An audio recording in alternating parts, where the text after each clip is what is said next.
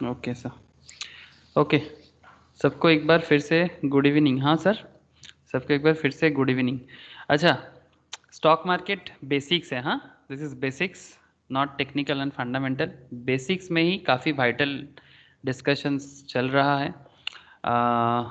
Stock market basics में हम लोग स्पेशली डिस्कस कर रहे थे लास्ट क्लास में, आप लोगों को याद होगा सर कि trading terminal and specially stop loss के बारे में डिस्कस हो रहा था। याद है सबको? Stop loss, stop loss calculation समझ में आया था सबको? बोलिएगा एक बार, फिर मैं आगे बढ़ूंगा फिर। Yes sir. अच्छा, आप लोगों में स्टॉप लॉस का नोट्स शेयर किया था रे? मतलब जो नोट्स, मतलब वैसे तो मैट के अंदर जो है वो तो है, बट क्या स्पेशली जो नोट्स मेरा था वो नोट्स कैलकुलेशंस के साथ वो मैंने शेयर किया था आप लोगों से? कोई मांगा भी नहीं लग रहा है मुझे। नहीं सर, नो सर। नहीं दिया था? तो एक बार बोलना चाहिए था। तो स्टॉप लॉस का वहाँ पर पूरा कैलकुलेशंस दिया था। ठीक है, वो नोट्स आप लोग मुझे एक बार व्हाट्सएप कर दो तो मैं, नहीं तो फिर से क्लास के बाद भूल जाऊंगा। व्हाट्सएप कर दो कि सर व्हाट स्टॉप लॉस का नोट्स, मतलब उसमें ना पूरा स्टॉप लॉस का कैलकुलेशंस के साथ पूरा एकदम स्टॉप लॉस का एकदम क्रिटिकल एनालिसिस हुआ था। लास्ट क्लास में ही किए थे, याद होगा आप लोगों को। मतलब एक्चुअली लास्ट वीक क्लास बंद था, बट बिफोर दैट वीक, मतलब उससे पहले वाला वीक में, ठीक है, उसमें हुआ था। ओके, तो ट्रेडिंग टर्मिनल में हम लोगों ने ये सब सीखा कि कैसे स्टॉक बाई करना है, कैसे स्टॉक सेल करना है, कहाँ पर स्टॉप लॉस लगाना है ना सर? आज का जो क्लास है इसको मैंने दो हिस्सों से बांटा। एक सर, एक छोटा चैप्टर है सेटलमेंट एंड क्लियरेंस, मतलब ये स्टॉक बाई सेल करने के टाइम पे क्या होता है, मतलब जब एक स्टॉक बाई करते हैं तब क्या होगा, अकाउंट के साथ क्या कनेक्शन होता है, क्या चार्जेस रहता है। The most important thing sir, ये जो शेयर मार्केट से शेयर खरीदेंगे शेयर बेचेंगे, सर कुछ चार्जेस वगैरह, ब्रोकरेज वगैरह, हाँ सर, सेबी का चार्जेस कुछ है क्या? तो ये हिसाब किताब भी आपको पता होना चाहिए, ऑब्वियसली पता होना चाहिए। हाँ सर बोलो ना, पता होना चाहिए कि नहीं चाहिए कि आप शेयर खरीदोगे बेचोगे तो उसके पीछे आपका चार्जेस वगैरह लग सकता है कि नहीं लग सकता? हेलो, चार्जेस टैक्स लग सकता है कि नहीं लग सकता? Yes sir. लगेगा ना? Yes sir. तो आज उसी के बारे में चर्चा करेंगे सर कि ये शेयर, मतलब थोड़ा बेसिक्स बात करेंगे, लेकिन सर इसके ऊपर इनकम टैक्स के साथ भी एक बहुत बड़ा कनेक्शन है, उसमें बात अभी नहीं करेंगे। ठीक है, वो इनकम टैक्स का डिस्कशन आप लोग जब इनकम टैक्स पढ़ोगे या फिर इसका एक स्पेशल एरिया है, उस काफ़ी डिटेल्स है, टैक्स कॉन्सिक्वेंस, मतलब वो कैपिटल गेन के साथ कनेक्टेड एक कॉन्सेप्ट है, अब उतना डिटेल्स में नहीं जाना चाहिए, बट हाँ एक बेसिक स्ट्रक्चर, ठीक है, एक बेसिक स्ट्रक्चर तो मैं आप लोगों के साथ जरूर अभी बात करूंगा। बाकी ये कैपिटल गेन वगैरह जब आप लोग इनकम टैक्स पढ़ोगे, ठीक है, आप लोग सभी लोग कॉमर्स से रिलेटेड हो, जो लोग कॉमर्स से रिलेटेड नहीं हो, फंडामेंटल में मैं थोड़ा बहुत बता दूंगा जब आप लोग फंडामेंटल या टेक्निकल पढ़ोगे तब। तो ये जो बेसिक एरिया है कि सेटलमेंट क्लियरेंस का जो कॉन्सेप्ट है, शेयर खरीदने के बाद कितना दिन के अंदर मेरा डीमैट अकाउंट में हिट होता है, समथिंग लाइक दैट, ये सब जो बेसिक्स एरिया है सर। इसके अलावा आज एक स्पेशल डिस्कशन है सर। आप सभी कोई चेस खेलना जानते हो? दावा, दावा होता है ना सर, बंगाली में हम लोग बोलते हैं दाबा, यस सर। हाँ, या फिर शतरंज बोलते हैं उसको हिंदी में, और इंग्लिश में सभी कोई जानते हैं चेस। सबको आता है चेस खेलना? बोलो ना यस सीरियसली। सर। यस नील सर। को, यस सर। नील को आता है, अरिजीत को आता है, प्रगति चेस यस खेलना सर। आता है? No sir. प्रगति को नहीं आता। कभी किसी को खेलते हुए देखा? Yes sir. ओके, ठीक है, कोई बात नहीं। शुभो, ऋषभ, জানিস তোরা চেস খেলতে? না দাদা পারি না। পারিস না? নিয়ম জানিস? শুনেছিস কখন? নিয়ম জানতাম তো ভুলে গেছি, মানে না খেলে গেলে একবার শিখেছিলাম অর্ধেক, আর শেখা হয়নি। আচ্ছা ঠিক আছে, আমি কিছুটা আজকে বলে দেবো, ঠিক আছে, কিছুটা বলে দেবো। चेज नहीं सिखाना है सर, बट হ্যাঁ हाँ, দাদা, এটাও কেন বাদ যাবে অবশ্যই। हाँ तो थोड़ा बहुत चेस का रूल्स बता देंगे आप लोगों को। और ऋषभ আছে, ऋषभ दावा खेलते जानिस? ऋषभ, ये ऋषभ कहाँ गायब हो जाता है? इसका साउंड पहले यहाँ सुनने को मिलता है फिर और नहीं मिलता, शायद कहाँ चला जाता है, या फिर पता नहीं क्या प्रॉब्लम है नेटवर्क का। वो बोलता रहता है मुझे व्हाट्सएप में सर मैं हूँ, लेकिन साउंड कहाँ गायब हो जाता है। अच्छा ठीक है, मैं मान के चल रहा हूँ कि मैक्सिमम को चेस खेलना आता है। तो आज एक स्पेशल ट्रिक्स आप लोगों को बताऊंगा, सीरियसली बहुत इंटरेस्टिंग। ऐसे सभी को एक चीज़ जानते हैं सर कि चेस दिमाग का खेल है, पूरा दिमाग का खेल है। ऐसे मैं क्रिकेट के साथ स्टॉक मार्केट को कई बार कनेक्ट किया, बट सर आज मुझे लगा कि चेज़ एक बहुत वाइटल कॉन्सेप्ट है स्टॉक मार्केट के साथ। तो मैं ये उम्मीद करता हूँ कि आप लोग स्टॉक मार्केट सिर्फ पर्सनल फाइनेंस के लिए भी करते हो और उसके साथ साथ बहुत सारे लोग हैं यहाँ पर जो लोग आगे जाके इन्वेस्टमेंट प्लानर हैं सर, इन्वेस्टमेंट एडवाइजर, ये सब काम भी करोगे। तो आप अपना खुद का प्लानिंग करो, ठीक है, कि भाई मुझे इन्वेस्ट करके मेरा पैसा कमाना है, उसको प्लान करना। या फिर आपको अगर कभी लगे कि आप एक प्रोफेशंस के तौर पे इन्वेस्टमेंट को लेना चाहते हो, ठीक है, मतलब लोगों को एडवाइस देना है, उसकी मतलब पोर्टफोलियो मैनेजर्स बोलते हैं सर, पोर्टफोलियो मैनेजर्स या फिर इन्वेस्टमेंट एडवाइजर्स, ठीक है। इसके ऊपर भी NISM का सीरीज होता है सर, जिसको देके आप लाइसेंस भी ले सकते हो, ठीक है। हर तरह का सिस्टम है। आप लोग अभी बहुत लोग फाउंडेशंस के लिए सोच रहे हो, जिनको फाउंडेशंस के एग्जाम में बैठना है उनका भी मैं रेडी करूंगा कि NISM फाउंडेशंस का मॉक टेस्ट वगैरह लेना है। ऐसे हम लोग करीब करीब कंप्लीशन स्टेज में आ ही चुके हैं और थोड़ा बहुत कुछ पॉइंट्स है, ठीक है। तो उसके बाद ही मैं जो लोग NISM में बैठेगा उनके लिए मैं मॉक रेडी करूंगा, और जो लोग नहीं बैठेगा कोई बात नहीं, आप लोग आराम से इन्वेस्टमेंट के हिसाब से चलो। इसी तरह का इन्वेस्टमेंट एडवाइजर लेवल में एग्जाम भी होता है, उसका भी आप लोग वो एक्चुअली फंडामेंटल टेक्निकल जानने के बाद आप वो भी एग्जाम क्रैक कर सकते हो जेन्युइनली। इन्वेस्टमेंट एडवाइजर जैसा जो टीवी में बोलते हैं ना, आप लोग सुने होंगे NDTV प्रॉफिट में, जी बिजनेस में, सुने हो कि नहीं सुने आप लोग? टीवी में बहुत सारे लोग आते हैं, एनालिस्ट के हिसाब से बात करते हैं। तो वो एक दिन में नहीं बना, बट हाँ ये एक प्रोसीडियर है। आप लोग जैसे नॉर्मली अगर कोई चार्टर्ड का पढ़ाई कर रहा है, CMA का पढ़ाई कर रहा है, उसके साथ साथ CS का पढ़ाई कर रहा है, या फिर उसके साथ साथ वो NISM क्रैक कर रहा है, या फिर इस तरह का पढ़ाई करके स्टॉक मार्केट फील्ड में जरूरी नहीं कि सबको पास ही करना है, बट हाँ वो अगर प्रोफेशन सेट करना है तो एक लाइसेंसिंग जरूरी होता है, दैट्स वाई NISM। बट अगर आप खुद के लिए कर रहे हो तो इट्स फुल्ली एकदम अपने लिए करो, कोई दिक्कत नहीं है, बिकॉज पर्सनल फाइनेंस भी एक बहुत इंपॉर्टेंट एरिया है। तो इसीलिए मैं ये सोचा कि ये चेज का कनेक्शंस मैं आप लोगों को बताऊंगा। और हो सके तो अभी लॉकडाउन पीरियड चल रहा है ना सर, सभी को थोड़ा सेफ रहना पड़ रहा है। आप घर में चेज खेलना सीखो, ठीक है। अच्छा ठीक है सर, चेज में आएंगे, चेज के बारे में मैं बात करूंगा आप लोगों से, बट बिफोर दैट मैं आप लोगों के साथ थोड़ा वो सेटलमेंट एंड क्लियरेंस पे बात कर लूँ, ओके। छोटा एरिया है कि सर स्टॉक खरीद बाई सेल के समय में क्या होता है, क्या चार्जेस वगैरह है, वो एक बार बता दूं, फिर मैं आपको वो चेज का स्पेशल जो डिस्कशन है उस पर बात करता हूँ, ठीक है सर। आगे बढ़े फिर? हाँ हाँ ना बोलो तो सही। Yes sir. ठीक है चलो, ओके। तो जैसे कि आप लोग जानते हो, इन आवर प्रीवियस चैप्टर हम लोगों ने ये सब सीख लिया था, ट्रेडिंग टर्मिनल में स्टॉक बाई करना, स्टॉक सेल करना, इस तरह का। इवन मैंने आप लोगों को ओरिजिनल ट्रेडिंग टर्मिनल से भी दिखाया है, ऐसा नहीं कि सिर्फ किताब से दिखाया। ओरिजिनल ट्रेडिंग टर्मिनल ये मैंने जीरोधा का यूज़ किया, ठीक है। आप लोग आप स्टॉक्स यूज़ करो, पेटीएम यूज़ करो, ICICI डायरेक्ट यूज़ करो, शेयर खान यूज़ करो, एंजल ब्रोकिंग यूज़ करो, it's fully up to you, ठीक है सर। ब्रोकर का चॉइस आपका है। मैं जीरोधा पसंद करता हूँ बिकॉज मुझे अच्छा लगता है, but there are lots of broking companies, Motilal Oswal, there are very बहुत सारा कंपनीज है जो इवन कुछ नाम तो मैं खुद भी नहीं जानता। करीब 170-75 रजिस्टर्ड ब्रोकर है, सब ब्रोकर है, ठीक है। मुझे तो डेली गुजरात से फ़ोन आता है ब्रोकिंग कंपनी है कि वो एडवाइस करेगा, समथिंग लाइक दैट।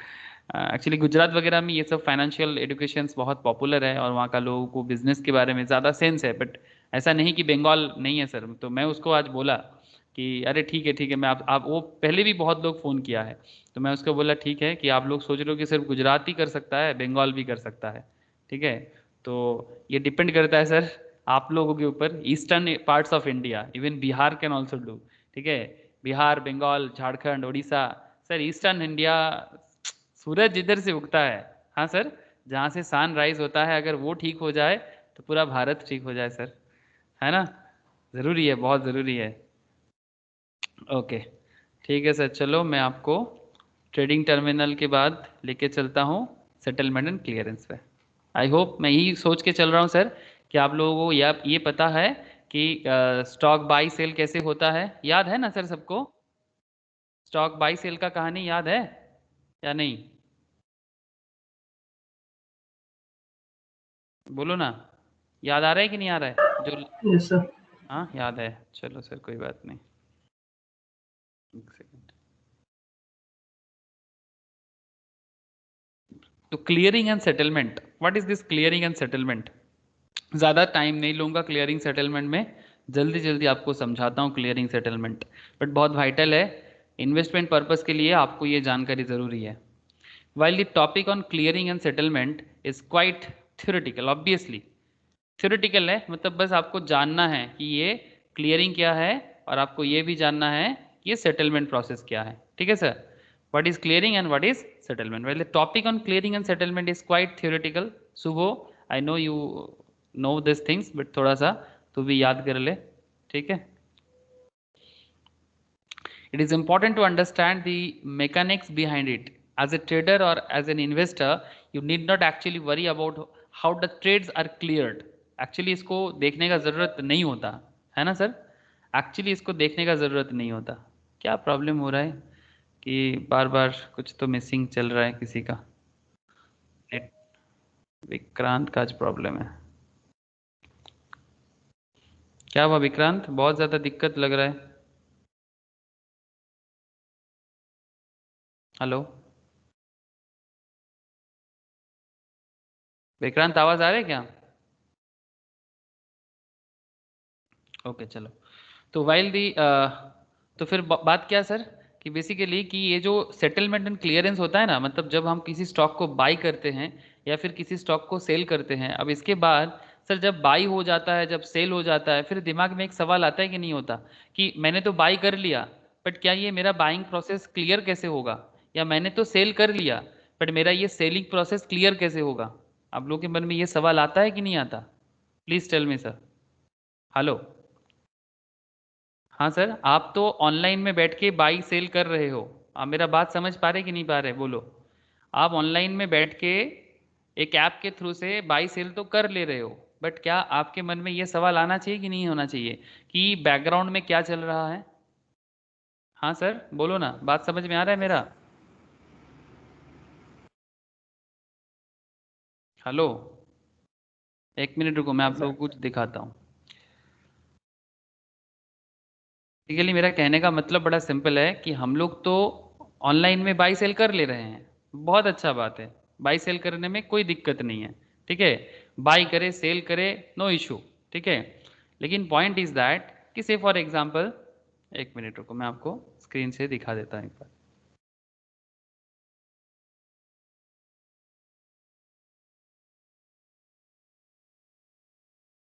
एक मिनट रुको।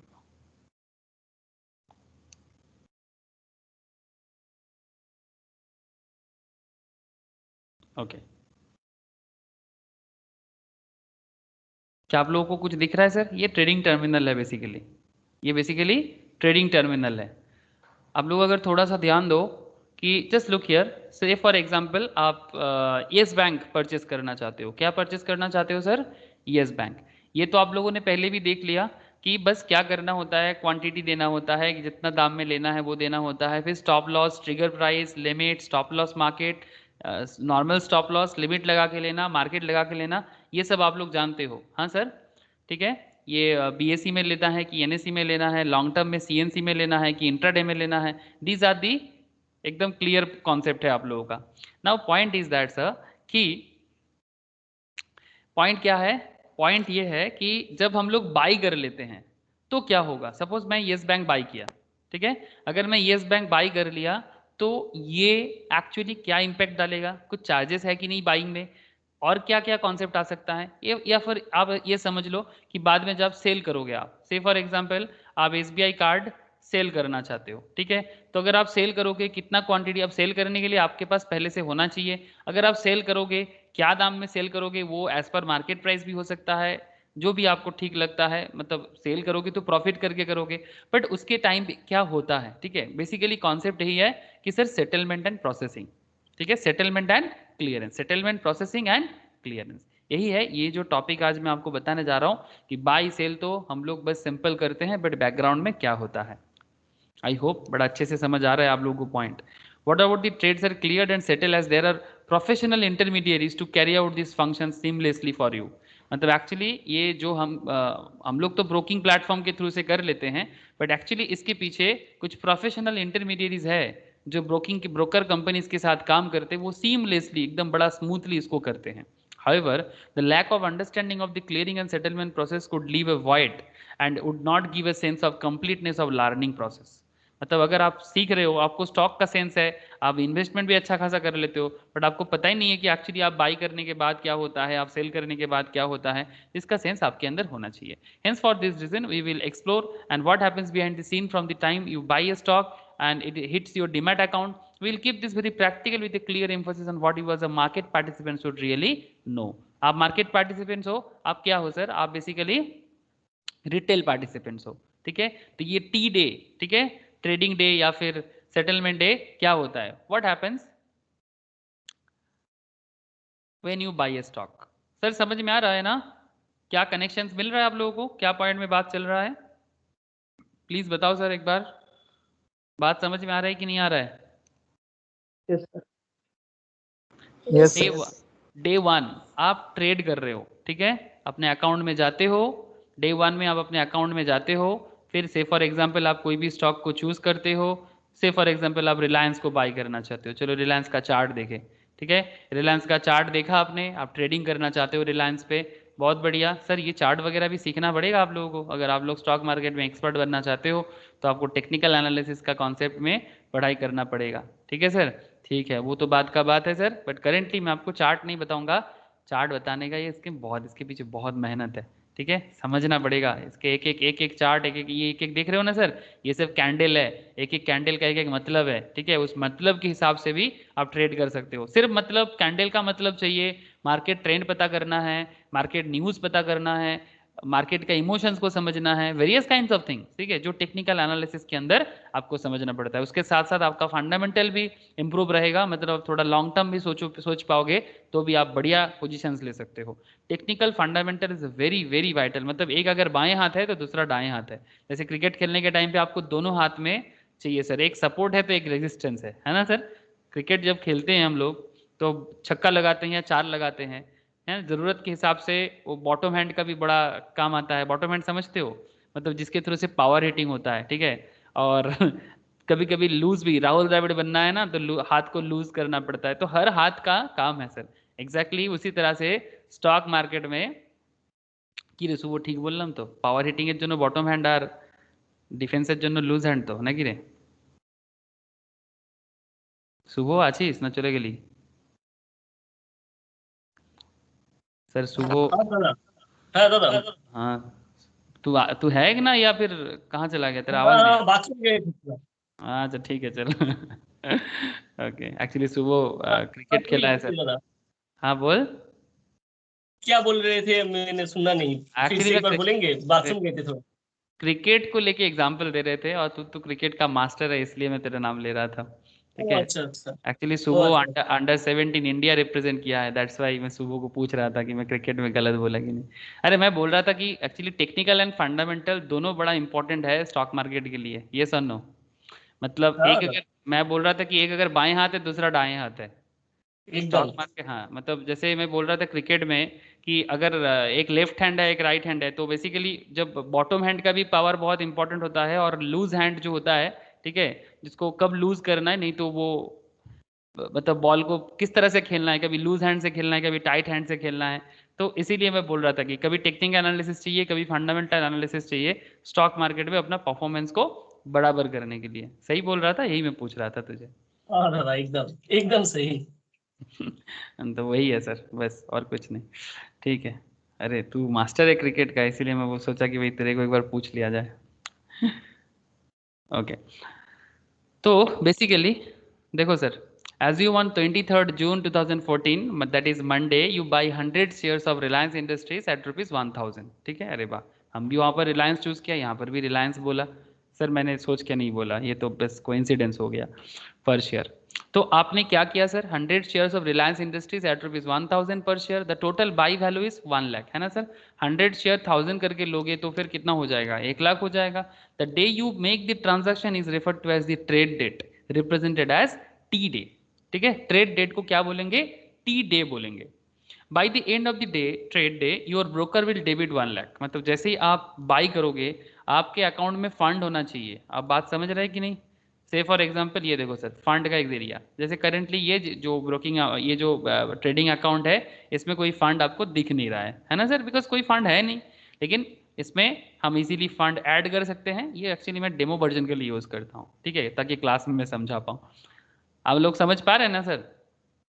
ऐसे यहाँ पर फंड ऐड करेंगे तो यहाँ पर फंड दिखेगा, अवेलेबल मार्जिन, यूज्ड मार्जिन, ठीक है। इक्विटी के लिए है, कमोडिटी के लिए भी अगर अकाउंट ओपन करोगे तो कमोडिटी का अलग से। तो आपको बस अभी इक्विटी समझना है, कमोडिटी पे भी ध्यान नहीं देना है।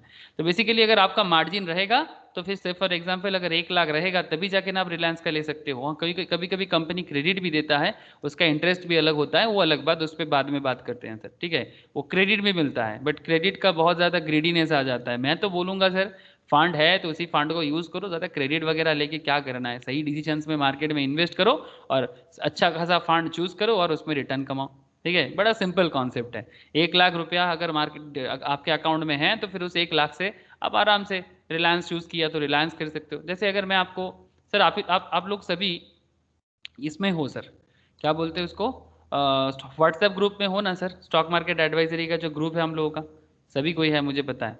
अच्छा, मैं बस आपको एक चीज़ दिखा रहा हूँ। जैसे हम लोग ये ग्रुप में जो भी सीनियर स्टूडेंट्स लोग हैं और मैं भी दिया था, तो उसमें से हम लोग कुछ स्टॉक चूज़ किए थे, जैसे कि SBI लाइफ। आप लोग अगर देखोगे कि थोड़ा पुराना डिस्कशंस देखोगे, हाँ, just most probably 10 days back, hardly 8 to 10 days back अगर आप लोग देखोगे ना, तो एक अच्छा एनालिसिस हुआ किया गया था सीनियर से। तो सभी को ही एनालाइज किया कि लाइफ इंश्योरेंस देखना, एक कोरोना प्रोटेक्टेड एक पूरा का पूरा लिस्ट दिया गया है, ठीक है, कि क्या क्या स्टॉक कोरोना काल में अच्छा परफॉर्म करेगा। तो उसमें मैं इंश्योरेंस इंडस्ट्री पे मेरा बड़ा भरोसा था, बिकॉज मुझे पता था कि ये भी इंश्योरेंस बिजनेस में काफ़ी अच्छा खासा प्रीमियम कलेक्शन होगा, तो इनका बिजनेस में अच्छा ग्रोथ होगा। अगर मैं आपको जस्ट 5 दिन नहीं, मैं आपको 10 दिन का बता रहा हूँ, ठीक है। ये देखो 5 दिन में भी हालत अच्छा है, बट 10 दिन में करीब ये ना 90, आज कितना डेट है, 8 में ना 900 समथिंग चला था। अगर आप लोग देखोगे डिस्कशंस तो पता चलेगा 900 था, ठीक है। 900 से ये स्टॉक जस्ट कुछ दिनों में, ठीक है, 998 मतलब करीब 100 रुपया पर शेयर में इंक्रीज हुआ। क्या आप लोगों ने ये चीज ऑब्जर्व किया? किसी ने ग्रुप में हो तो क्या ग्रुप का कभी यूज करते हो प्रॉपरली? बोलो ना सर। हाँ, हेलो, क्या आप लोगों ने ग्रुप में ये चीज देखा? हाँ ऐसे दादा। तो बहुत सारा बातें होता है, हाँ मुझे पता है, बट अगर आप लोग इसको, मैं मुझे थोड़ा याद आया ये पॉइंट, इसलिए मैं इसको बोल रहा हूँ। मेरा भी इतना सारा दिन में इतना टाइम नहीं मिलता कि इसे एक एक स्टॉक को मैं एनालाइज कर पाऊँ, बट मैंने इसके ऊपर काफ़ी ज़्यादा फोकस किया था, इसलिए मैं इसको ले रहा हूँ। दूसरा लोग और भी, आप लोग भी अपना अपना एनालिसिस रखो। जो ग्रुप में डिस्कशन चल रहा है, क्या सच में वो स्टॉक में क्या परफॉर्मेंस चल रहा है। जैसे अनुभव भाई है, आप देखना वो रेगुलर टारगेट प्राइस देते हैं, ठीक है, वो रेगुलर कुछ इंट्राडे कॉल या फिर इसके देते हैं, और 90-95% के आसपास वो अचीव भी कर रहा है, मैं देख भी रहा हूँ, ठीक है। सुबह भी देता है, मैं देखता हूँ, बट सुबह अभी थोड़ा चुप है, सुबह थोड़ा सा भी बिजी है। सुमित है, ठीक है, प्रिया भी अभी बहुत दिनों से चुप है, प्रिया भी कुछ नहीं बोल रहे हैं, लेकिन ये लोग जब बोलेगा इन लोगों का एनालिसिस अच्छा रहता है, ठीक है। आप लोग भी इसी तरह का अपने आप को बनाओ, ताकि आप लोग अभी एनालिसिस हम लोग देख पाए मार्केट में। आप लोग ग्रुप में आओ, अच्छे से बोलो कि सर ये स्टॉक हो सकता है, ये स्टॉक हो सकता है, लेकिन हाँ पक्का एनालिसिस सीखो पहले, ठीक है। ये सिर्फ एक SBI लाइफ नहीं है, ठीक है, मैं आपको और भी दिखाता हूँ। उसमें मैंने ये भी बोला था ICICI प्रूडेंशियल, तो इसके, SBI तो दादा, मैं 4 महीने पहले जब 800 के लेवल पे था। हाँ, तो लिया था क्या उस टाइम पे? हेलो बोल।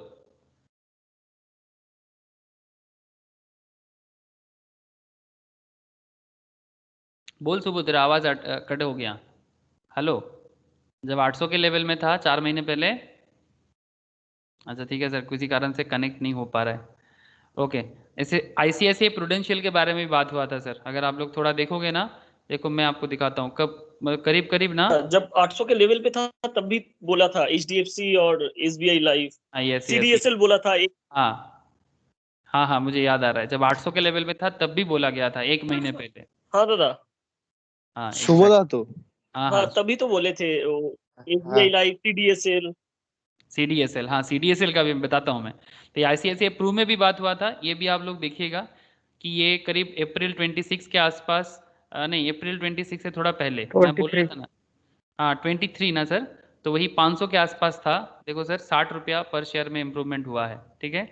अच्छा, और भी मुझे याद आ रहा है, ये HDFC में भी हुआ है सर, HDFC लाइफ, इसमें भी आप देखोगे कि करीब 600, 620, 625 मोस्ट प्रोबेबली अभी देखो सर करीब 672, मैं रिसेंट बात कर रहा हूँ, ठीक है, उससे पहले का एनालिसिस भी हो सकता है बट मुझे उतना याद नहीं आ रहा है। तो बेसिकली ये ऐसे ही नहीं हो गया कि अचानक से मार्केट में मूवमेंट ले लिया, कुछ कारण है इसके पीछे। इसके पीछे टेक्निकल भी है, इसके पीछे फंडामेंटल भी है, बट यहाँ पर इस केस में फंडामेंटल तो बहुत ज़्यादा काम किया सर, ठीक है, बट हाँ टेक्निकल मूवमेंट से आप रेगुलर बेसिस में जो अप डाउन है उसको भी पहचान सकते हो। हाँ सुमित, गुड इवनिंग। हाँ सी डी इसके बारे में सुबह बोल रहा था, CDSL बोल हाँ रहा दादा, था ना गुड सुबह? इवनिंग। हाँ सुबह CDSL के बारे में बोल रहा था। सीडीएसएल वो 180 से होल्डिंग है, मेरे फ्रेंड के पास 200। 180 से होल्डिंग है, मतलब सोचो सर अभी, लेकिन 1 मंथ कितना दिन पहले लिया था? 1 साल? एक साल हो गया। তারও हाँ বেশি, তার नहीं থেকেও नहीं বেশি হতে পারে। नहीं नहीं नहीं नहीं, देख तो 1 ईयर पहले ही 200 के आसपास में 1 ईयर पहले का था वो, सुमित को भी बोला था बहुत बार। হ্যাঁ 100 के আমাকেও आसपास। বলেছিল লকডাউনে। লকডাউনে আমি নিয়েছিলাম, আমি 200 টাকা পার শেয়ার কামিয়ে বেরিয়ে গেছি, এক্সিট করে গেছি। ओके सर, चलो सर, आप लोगों को समझ में आ रहा है ना सर सबको? बेसिकली ये जो डिस्कशंस मैं कर रहा हूँ ताकि आप लोग समझ पाओ कि क्या क्या चल रहा है और कब আমার किस কাছে तरह। হোল্ডিং ছিল দাদা, এই জানুয়ারি মাসে जनवरी में छोड़ दिया? अच्छा, मतलब तेरे को ज़रूरत था पैसा का। I understand. अच्छा, तो बेसिकली पॉइंट। তবে দাদা, যদি এখনো যদি আন্ডার ভ্যালুড স্টক খোঁজো তাহলে আইটিসি টা এখনো রেকমেন্ড করা যেতে পারে, খুব ऑब्वियसली ভালো stock. ITC steel recommended obviously. अच्छा ठीक है, अभी स्टॉक रिकमेंडेशंस पे बात करेंगे, रुको मैं बस कुछ मतलब बेसिकली मैं दिख रहा हूँ कि जो हम लोग डिस्कशंस करते हैं ग्रुप में, क्या उसके रिगार्डिंग कुछ बात चल रहा है। अच्छा, आप लोग जानते हैं ये CDSL क्या काम करता है? सर जो लोग बेसिक्स सभी को ही पढ़ते हो सर, बोलो सर, CDSL क्या काम करता है? सेंट्रल डिपोजिटरी सर्विस लिमिटेड, आप लोग पढ़ के आए हो। What is the work of CDSL? बोलो सर, कोई बोल रहा है? हेलो? আমি আনমিউট করেছিলাম, अच्छा বলবো বল, सुमित বলবো नहीं, না অন্য কেউ नहीं বলবে। नहीं नहीं सुमित नहीं, मैं बाकी सुमित एंड सुबह छोड़ के मैं बाकी लोगों से उम्मीद कर रहा हूँ थोड़ा। स्नेहाशीष, अरिजीत, प्रगति, विक्रांत, कोई तो बोलो सर, ऋषभ। हाँ, central depository private limited, India में 2 डिपोजिटरीज है सर, रेगुलेटर्स चैप्टर में पढ़ाया ओ था आप सर, लोगों को। एनएसडी और सीडीएसएल। हाँ, इंडिया में 2 डिपोजिटरीज है, ठीक है, एक NSDL और एक CDSL, ठीक है। NSDL का स्टॉक मार्केट में वो आ रहा है सर, आया नहीं, आ रहा है, बहुत जल्दी आ रहा है। मतलब ये हम लोग जो ब्रोकिंग अकाउंट कंपनीज के साथ अकाउंट ओपन करते हैं ना, हम लोग जो ब्रोकिंग कंपनीज के साथ अकाउंट ओपन करते हैं, हमारा जो अकाउंट रहता है, जैसे कि ये एक ब्रोकिंग अकाउंट है, ठीक है, ब्रोकिंग कंपनीज के साथ, ये अकाउंट का पूरा देखभाल करने का रिस्पॉन्सिबिलिटीज डिपोजिटरीज का होता है, जिसको डीमैट अकाउंट बोलते हैं हम लोग, है ना सर। डीमैट अकाउंट अलग है, ये ट्रेडिंग प्लेटफॉर्म है। डीमैट अकाउंट के कारण आप इसको ट्रेडिंग प्लेटफॉर्म में देख पा रहे हो। This is not your demat account, this is your trading account, है ना sir. This is not your demat account, this is your trading account, ठीक है। आपका डीमैट अकाउंट के कारण आप इसको देख पा रहे हो, ठीक है, डीमैट के कारण आप ट्रेडिंग को देख पा रहे हो। तो बात समझ में आ रहा होगा सबको? हाँ सर, समझ में आ रहा है ना सर? Yes sir. इसी तरह से जैसे सुबोधा बात कर रहा है, सुमित बोल रहा है, आप लोग भी इस तरह से धीरे धीरे अपने आप को बिल्ड कर लो। स्नेहाशीष, अरिजीत, विक्रांत, समझ में आ रहा है ना कि कैसे धीरे धीरे अपने आप को बिल्ड करना है? हाँ सर, बस अपने आप को पॉलिश करते जाओ, पॉलिश करते जाओ, ये बहुत बड़ा मार्केट है, ठीक है। प्रगति सभी को बोल रहा हूँ सर, सीखना है तो उसको ब्लड में लेना चाहिए, ठीक है। और सर एजुकेशन कोई ऐसा ना सिलेबस ओरिएंटेड होना नहीं चाहिए, एजुकेशन इज बियॉन्ड सिलेबस, मतलब आप जितना सोचोगे ना वो उतना ज़्यादा। ब्रह्मांड का ज्ञान, हाँ ऑब्वियसली ब्रह्मांड का ज्ञान पाना मुश्किल है, बट फिर भी हमेशा ना अपने आप को कंटिन्यूअस प्रोसेस में रेडी करना चाहिए। आगे बात करूंगा सर, चेस के बारे में बात करना ना सर, चेस के बारे में तब मैं बात करता हूँ, बट पहले सर पूरा टेक्निकल बातें कर लो। ओके सुमित, जब चेस करेंगे ना, चेस के बारे में एक डिस्कशन से आज दावा, हाँ उससे पहले थोड़ा सा मैं ये बात एक बार कंप्लीट कर लूँ। तो बेसिक क्या बात हो रहा था sir, by the end of the trade day your broker will debit rupees 1 lakh and the applicable charges toward your purchase, assuming the trade is executed through Zerodha। assume कर रहे हैं Zerodha है या अपस्टॉक्स है या फिर Motilal Oswal, ICICI direct, there are lots of companies, जो भी हो, लेकिन सर ब्रोकिंग अलग अलग चार्जेस हो सकता है। तो अगर Zerodha है तो Zerodha अपना चार्जेस यहाँ पर दिया है कि Zerodha का क्या चार्जेस है, मैं आपको बताता हूँ। मेरा फेवरेट कंपनी है ऑब्वियसली, मैं बहुत पसंद करता हूँ सर। इन लोगों का टीम, इन लोगों का सिस्टम। आज से नहीं सर, बहुत दिन, जब जीरोधा को कोई जानता भी नहीं था, आज से कम 10 साल पहले का बात कर रहा हूँ, तब से मैं इन लोगों को फॉलो करता हूँ और मुझे बहुत पसंद है इन लोग। और भी कंपनीज आ रहा है बट सभी कोई अच्छे हैं। अच्छा देखो, अगर ब्रोकरेज का मैं बात करूँ, ब्रोकरेज अलग अलग कंपनीज का अलग हो सकता है। जैसे ये लोग बोलते हैं कि सर 0.1% और ₹20 विच एवर इज लोअर, ठीक है, 0.1% और ₹20 विच एवर इज लोअर, ठीक है। ये इनका डिलीवरी में ब्रोकरेज है, ठीक है, सॉरी इंट्राडे में, ठीक है, इंट्राडे में ब्रोकरेज है इन लोगों का। मतलब अगर आप कितना भी लो सर सारा दिन में, उसके ऊपर ये लोग मैक्सिमम 20%, ठीक है, या फिर 0.1% जो लोअर होगा वो चार्जेस करेगा।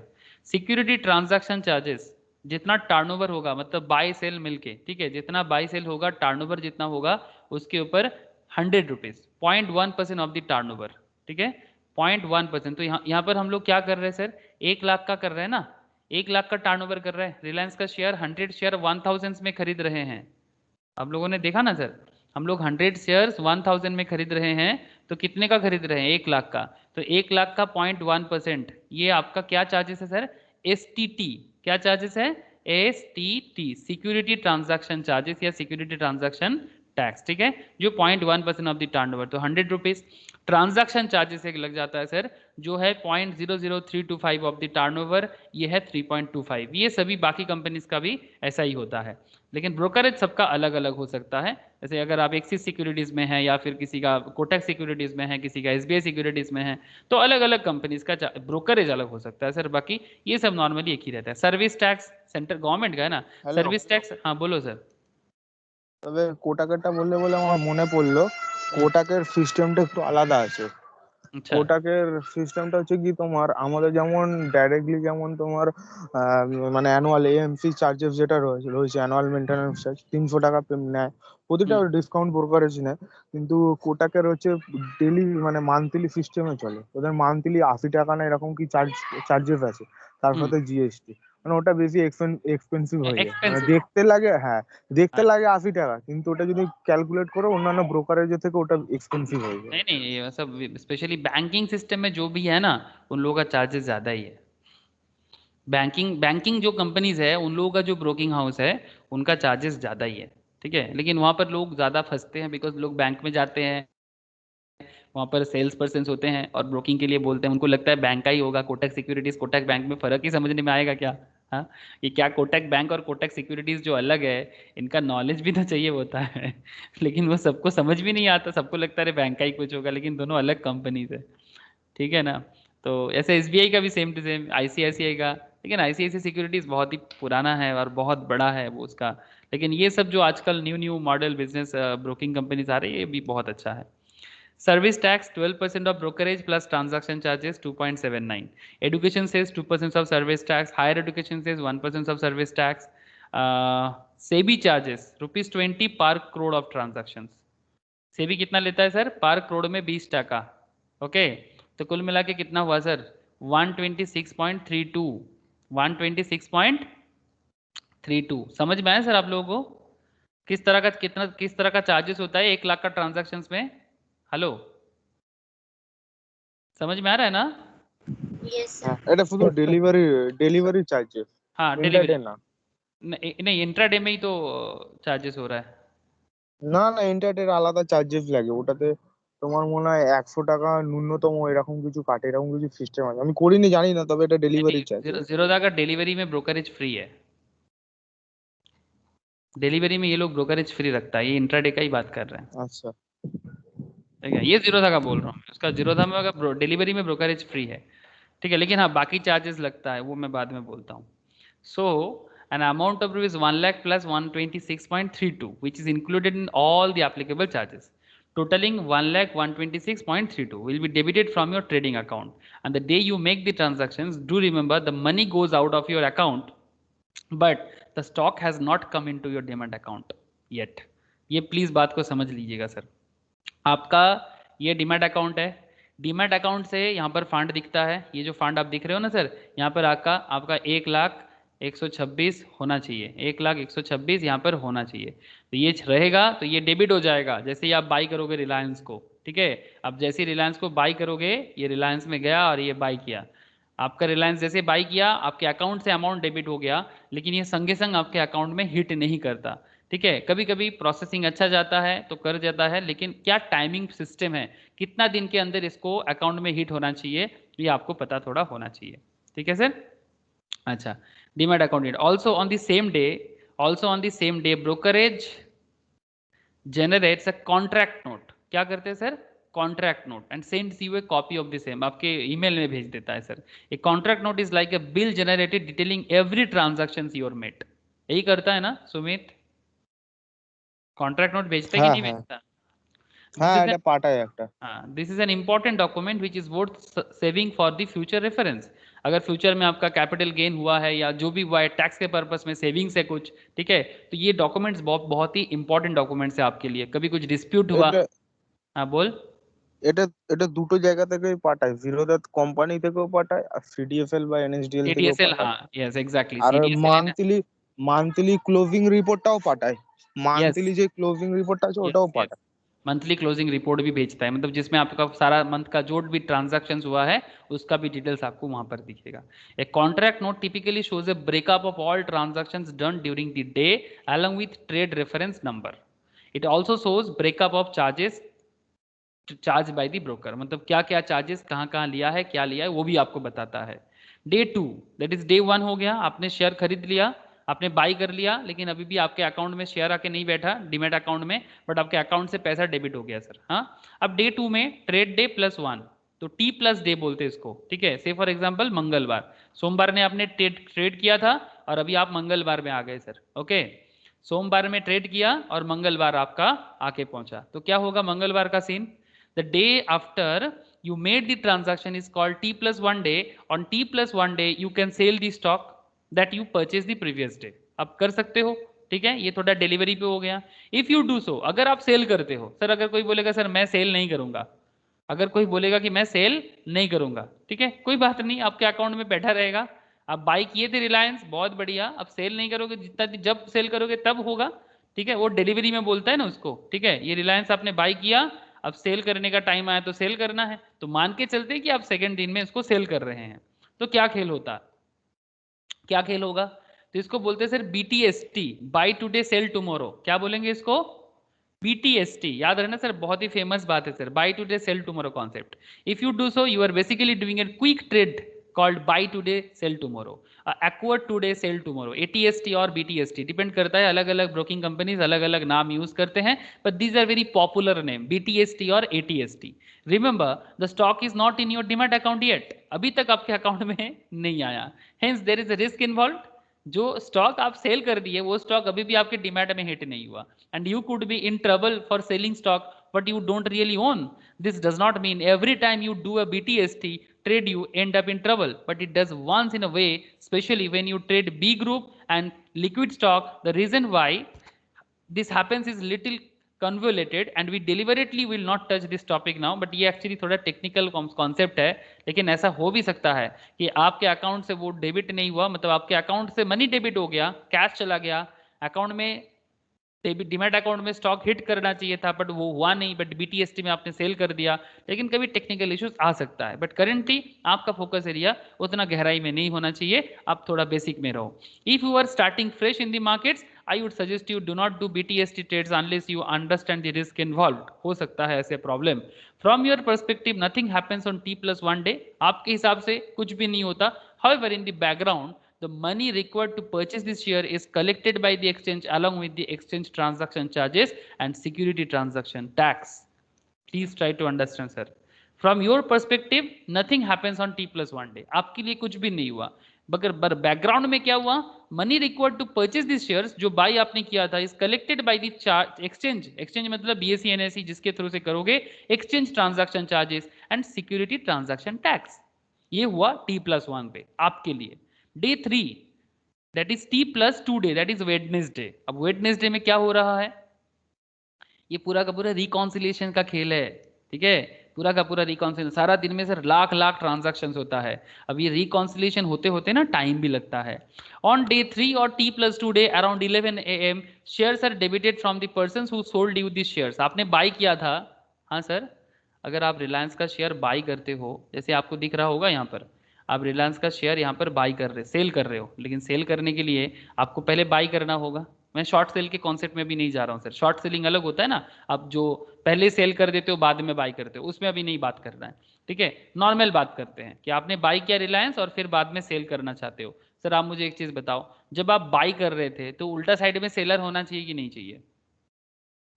आप जब रिलायंस बाई करना चाहते हो, जैसे कि अभी रिलायंस का शेयर का दाम चल रहा है सर 1931 एनएससी के एक्सचेंज में, 1931 दोनों में, इसका 30 पैसा चल रहा है, इसका 75 पैसा, जो भी हो एक्सचेंज में थोड़ा बहुत फ्रैक्शंस रहता है, वो अलग बात है, उसमें बाद में बात करूंगा। लेकिन पॉइंट इज दैट सर कि अभी आप 1931 में रिलायंस बाई करना चाहते हो, बट नाउ पॉइंट इज कि ऑपोजिट साइड में सेलर होना चाहिए कि नहीं चाहिए? हेलो, Yes, है ना? तो सर अगर सेलर नहीं रहेगा तो क्या होगा सर? फ्रीज हो जाएगा आपका शेयर्स। अगर सेलर नहीं, सर ऐसा हो सकता है? हाँ ऐसा हो सकता है, ऐसे बहुत केस में हो सकता है, कुछ स्टॉक में ऐसा हुआ भी है सर। रिसेंट ट्रेंड में मैंने शायद आप लोगों को एग्जांपल भी दिया था कि ऐसे कुछ स्टॉक ऐसे हुआ है कि किसी ने अगर खरीद भी लिया पर बेच नहीं पा रहा है। আমার সাথে হয়েছিল। नहीं तो कौन सा स्टॉक बता, जल्दी बता। আনন্ত রাজ বলে এরকম একটা কিছু কোম্পানি ছিল, আমি ভুলে গেছি, ये কিন্তু এইরকমই আনন্ত রাজ, अनंत ঠিক আছে, राज। হ্যাঁ এরকমই কিছু নাম ছিল। হচ্ছে না, মানে 1 মাস পরে এক্সিকিউট মানে ট্রেড নিয়েছি তখন হয়েছে। अनंत राज, एक हाँ काफी बार ऐसा हुआ হ্যাঁ है कि हाँ इस तरह का 1 मंथ में, हाँ काफी मतलब इतना ज्यादा, बहुत ज्यादा बाइंग सेलिंग प्रेशर नहीं है इसमें, देखने को मिल रहा है। आई डोंट नो किस चीज़ का कंपनी है, करीब 6-7 हज़ार कंपनी लिस्टेड है सर, मतलब बहुत गहराई से देखना पड़ता है। ये सब स्मॉल कैप कंपनी होगा, हाँ सुमित? হ্যাঁ স্মল ক্যাপ কোম্পানি। আমি এটা প্রথম যখন স্টক মার্কেটে যখন প্রথম ট্রেড নিচ্ছিলাম তখনই মানে এরকম হয়েছিল, अच्छा, এখন আর এই দেখি না। ओके। तो जो भी हो, आई होप यू अंडरस्टैंड सर। लेकिन 6 महीने में 20 से 51 में गया, आई डोंट नो किस चीज़ का कंपनी, आप लोग एनालिसिस करना बाद में, मैं बस इतना बोल रहा हूँ, सुमित ने बताया बोल के। तो ऐसा हो भी सकता है कि आप बाई कर रहे हो लेकिन उल्टा साइड में सेलर नहीं है, या फिर आप सेल कर रहे हो उल्टा साइड में बायर नहीं है, ऐसा भी हो सकता है। ऐसा भी हो सकता है, ये किस पे डिपेंड करता है? मार्केट डिमांड एंड सप्लाई पे डिपेंड करता है। बट सर जो निफ्टी 50 वाले कंपनीज होते हैं ना सर, जो निफ्टी 50 वाले कंपनीज होती है, मतलब जो स्टॉक मार्केट में सबसे टॉप या सेंसेक्स में जो है सर, ठीक है, वो उस तरह का स्टॉक में जो कंपनीज है उसके साथ ऐसा बहुत कम ही होता है, ऐसा नहीं होता, क्योंकि उनका ना बहुत सारा बायर, बहुत सारा सेलर रहता है। ठीक है, बिकॉज ये बड़ा पॉपुलर है, जिनको कुछ समझ नहीं आता ना स्टार्टिंग में, तो मैं इतना ही बोलूंगा, स्टार्टिंग में आप निफ्टी 50 चूज करो, उसके वहां से आप अपना पोर्टफोलियो बिल्ड करो, ये स्टार्टिंग में थोड़ा रिस्की कम है। ठीक है, बट सर जितना धीरे धीरे आप लॉन्ग रन में जाओगे तो आपको निफ्टी 50 को क्रॉस करके भी आना पड़ेगा, अगर आपको ज्यादा मार्जिन, ज्यादा गेन करना हो तो। ठीक है, तो निफ्टी 50 इज सेफ एरिया, इसमें रिटर्न थोड़ा कम ही मिलेगा आपको।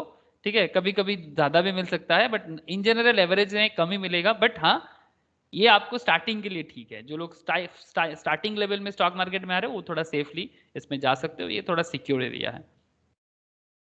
तो आई होप यू अंडरस्टैंड सर कि ऐसा भी हो सकता है कि उल्टा साइड में बायर नहीं मिल रहा है, उल्टा साइड में सेलर नहीं मिल रहा है। तो ऑन डे 3 और T+2 day around 11 AM shares are debited from the persons who sold you the shares and credited to the brokerage with whom you are trading, who will in turn credit it to your demat account by end of day.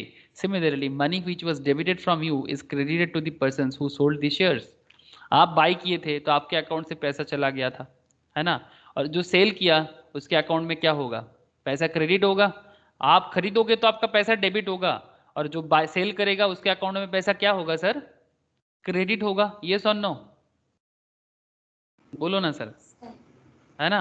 Yes, sir ये sir. Sir ये buyer seller को meet कौन करवाता है? Sir buyer seller को meet करवाता है exchange. ये तो मैंने आप लोगों को पहले भी बोला, बायर सेलर को मीट करवाता है एक्सचेंज। एक्सचेंज के साथ हमें कौन मीट करवाता है सर? ब्रोकर। ठीक है, ब्रोकर हमें प्लेटफॉर्म देते हैं, ठीक है, तभी तो ये प्लेटफॉर्म है, सिंपल प्लेटफॉर्म है सर। इसके यहाँ पर हम लोग अलग अलग कंपनीज दिखते हैं सर, यहाँ पर देखो आप, इतना सारा कंपनीज का डिटेल्स भी आपको यहाँ पर दिख रहा है। तो बेसिकली क्या कॉन्सेप्ट है? Concept is very simple. Concept एकदम सिंपल है कि हमें चाहिए स्टॉक बाई और सेल करना, उसके लिए हमें क्या करना पड़ता है? अकाउंट, डीमैट अकाउंट ओपन करना पड़ता है। किसके थ्रू से? ब्रोकर के थ्रू से। लेकिन अल्टीमेटली पहुंचते किधर? या तो बीएसई या तो NSE. Calcutta stock exchange is also active stock exchange, but sir उतना ज़्यादा वो बीएसई के थ्रू से थोड़ा बहुत चलता है, बट एकदम बैठ नहीं गया। अभी भी आप लोग एनआईएसएम वगैरह क्रैक करोगे तो कलकत्ता स्टॉक एक्सचेंज के ऑफिस में जाके ही आपको एग्जाम में बैठना पड़ेगा। ठीक है, उसके रिगार्डिंग स्टोरी फिर कब बताएंगे। लेकिन पॉइंट क्या है कि पॉइंट यही है, सिंपल है कि सेटलमेंट क्लियरिंग का ये रहा आपका कहानी, ठीक है। तो T+2 में जब थर्ड दिन आया तो जैसे आपने बाई किया तो सेलर के अकाउंट में जाके वो अकाउंट में क्रेडिट होगा। The shares will now start reflecting in the demat account, अब जाके ये डीमैट अकाउंट में रिफ्लेक्ट होगा, indicating that you own 100 shares of Reliance. अब दिखेगा आपके अकाउंट में कि आपके पास रिलायंस का 100 शेयर्स है। कई बार जल्दी भी हो सकता है, ठीक है, डिपेंड करता है कि कितना जल्दी प्रोसेसिंग चल रहा है, बट ये एक स्टैंडर्ड सिस्टम है T+2। Okay sir, total settlement process जो है ये T+2 सिस्टम पे ही चलता है। अच्छा, देयर आर अवेलेबल, अच्छा और क्या बोल रहे हैं sir, the shares are available for transactions on T+3। फिर आपके पास जो अकाउंट में आ गया सर, अब तो आप बाई कर लिए, आप T+3 डे के लिए आप फिर से उसको ट्रांजैक्शन आराम से कर सकते हो। बट हाँ, अगर मानो कि वो T+3 से पहले ही आप अगर बाई सेल कर रहे हो तो प्रॉब्लम होगा, हो सकता है, बट वो डिपेंड करता है आपका ब्रोकिंग कंपनीज के ऊपर, वो किस तरह से मैटर को देख रहा है। ये एज ए ट्रेडर आपको इसके बारे में इतना सोचना नहीं पड़ता, वो एक्चुअली ब्रोकर का काम होता है, ठीक है। बट आपको बस एक बेसिक आइडिया होना चाहिए।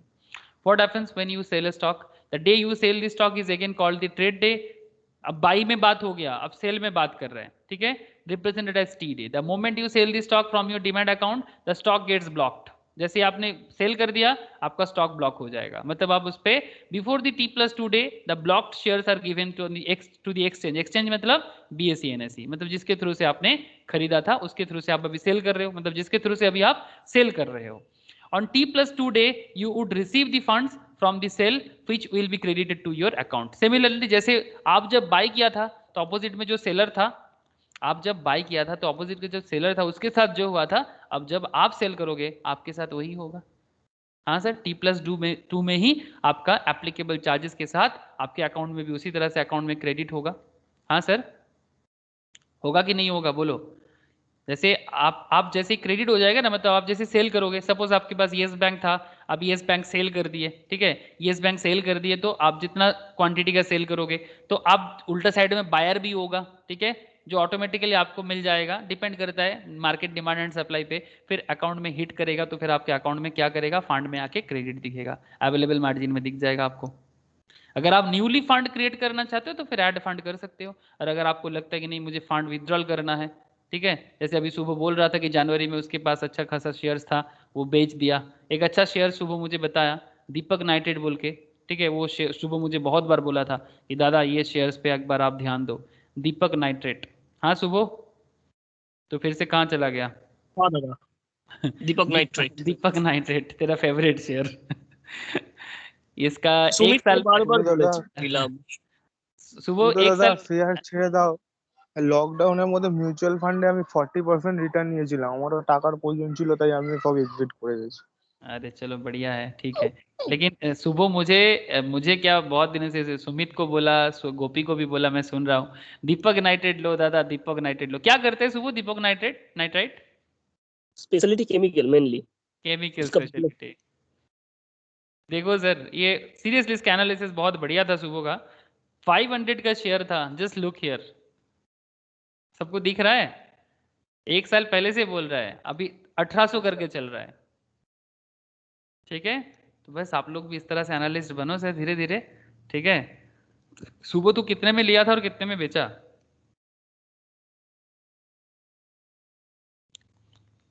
हाँ सुबह, कितना अमाउंट में लिया था और कितने में मेरे सेल किया? पास अभी तक होल्डिंग है, मेरे पास 7 था, अभी 2 है। अच्छा 7 था तो अभी 2, मतलब पैसा का जरूरत था तो 5 बेच दिया, अभी 2 है। इट्स ओके, ठीक। हाँ, 789 एवरेज था मेरा। अच्छा 789, मतलब अप्रोक्स 780 800 अप्रोक्स मान सकते हैं। चलो तब भी बढ़िया है, बढ़िया है। ডবল হয়ে গেছে। हाँ, डबल से भी ज्यादा। विद इन 1 ईयर डबल से भी ज्यादा। चलो आई होप सबको समझ में आ रहा है ना सर, कि जब सेल होगा सिंपल होगा सर। ये एक्चुअली ये जो सेटलमेंट और इसका जो कॉन्सेप्ट था ये बड़ा सिंपल कॉन्सेप्ट था, इसके बारे में ना एक्चुअली ज़्यादा दिमाग लगाने का ज़रूरत नहीं होता, बट फिर भी ये आपको जानना चाहिए सर, इसीलिए मैं सोचा कि एक बार आपको बता देना चाहिए। तो इन सिंपल अगर मैं इस चैप्टर से आपको बताऊं तो क्या है, basically the day you make a transaction it is called the trade date, represented as T day. The broker is required to issue you a contract note for all the transactions carried out by the end of the T day. When you buy a shares, the same will be reflected in your demat account by the end of T plus 2 day. All equity stock settlement in India happened on a T plus 2 day. जितना equity stock settlement होता है T plus 2 basis में ही होता है. When you sell shares, the shares are blocked immediately and the sale proceeds credited again on T plus 2 day. तो basically ये simple concept आपको बस पता करना है. ट्रेडिंग डे प्लस 2 डे, इसके अंदर ही पूरा का पूरा कॉन्सेप्ट एक्चुअली कंप्लीट होता है. तो as per the basics of stock market के हिसाब से नेक्स्ट क्लास में हम लोग इसके बारे में पढ़ेंगे सर, कॉर्पोरेट एक्शंस और उसका स्टॉक प्राइस पे इंपैक्ट. वेरी वेरी इंटरेस्टिंग और इंपॉर्टेंट कॉन्सेप्ट है. कॉर्पोरेट एक्शंस मतलब कंपनी ऐसे बहुत सारा खेल खेलता है और उसका असर, ठीक है, उसका असर स्टॉक प्राइस में आता है. लेकिन डिस्कशंस नेक्स्ट क्लास में करेंगे. लेकिन सर आज का, अच्छा ये जो बात अभी मैंने किया आप लोगों के साथ, जैसे कि ये सेटलमेंट का जो कॉन्सेप्ट समझ में आया ना सर सबको? सेटलमेंट एंड क्लियरेंस का कॉन्सेप्ट बोलिएगा सर. और ये चार्जेस का लिस्ट एक बार थोड़ा सा बस देख लीजिएगा आपके आइडिया के लिए. ठीक है, ये चेंजेस होता रहता है पर रोज रोज नहीं. और ब्रोकरेज से डिफरेंट कंपनीज का डिफरेंट होगा. ये एज पर दी ब्रोकिंग प्लेटफॉर्म, मतलब आप कौन सा ब्रोकिंग प्लेटफॉर्म चूज कर रहे हो.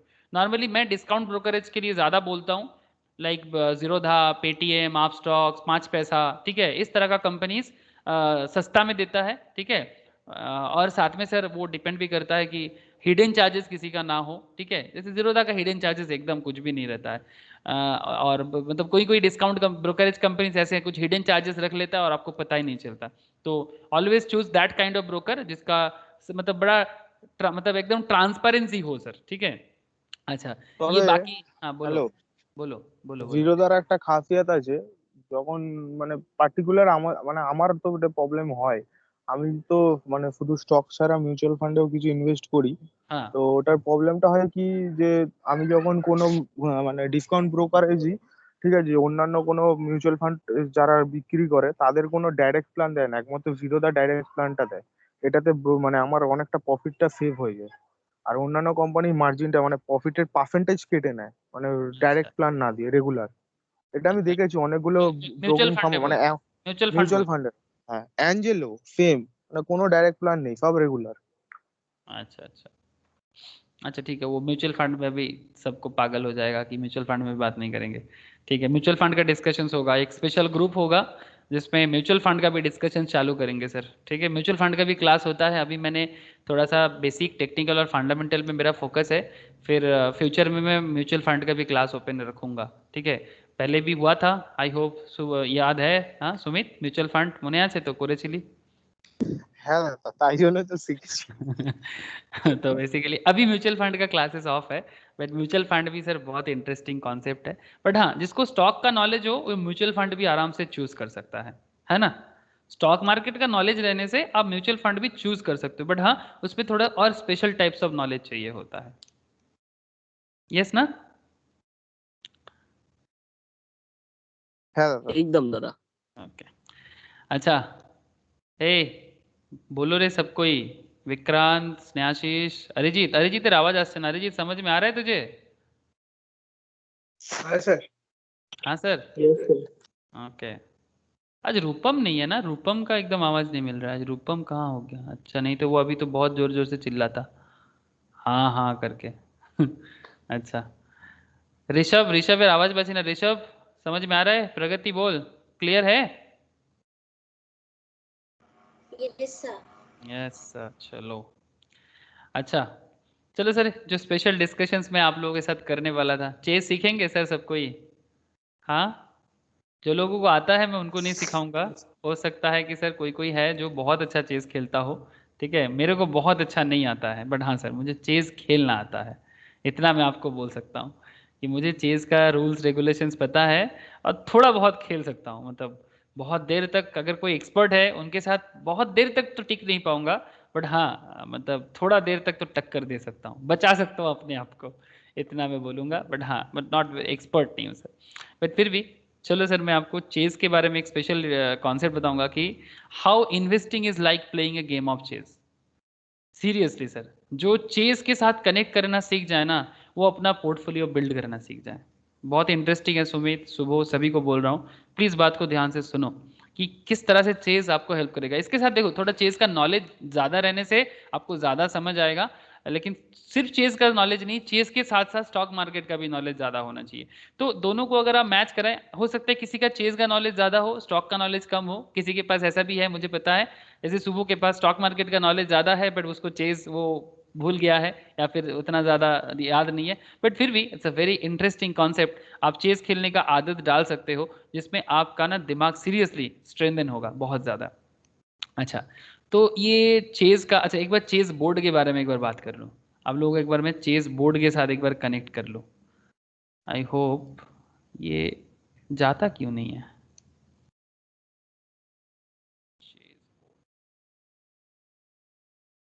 सर किसको क्या बोलता है मुझे थोड़ा बताना, कौन सा अच्छा रहेगा इमेज अंडरस्टैंडिंग के लिए, अंडरस्टैंडिंग के लिए कौन सा अच्छा रहेगा सर, बोलो ना जल्दी कौन सा अच्छा लगेगा जिसको देख के समझ में आ जाए। ये सिंपल वाला लेते हैं क्या, अच्छा ठीक है चलो, हाँ ये ठीक ठाक लग रहा है। ओके, तो प्लीज़ मुझे कोई बताए सर इसको क्या बोलते हैं सर। हेलो, अच्छा नौका, हाँ बंगाली में बोलते हैं नौका, हिंदी में या इंग्लिश में क्या रुक बोलते हैं। रुक। हाँ रुक बोलते हैं, ओके सर। एक আরে मिनट, একটু জুম করো, কিছু বুঝতেই পারছি না। रुक रुक रुक, इसीलिए मैं इमेज को डाउनलोड कर रहा, रुक।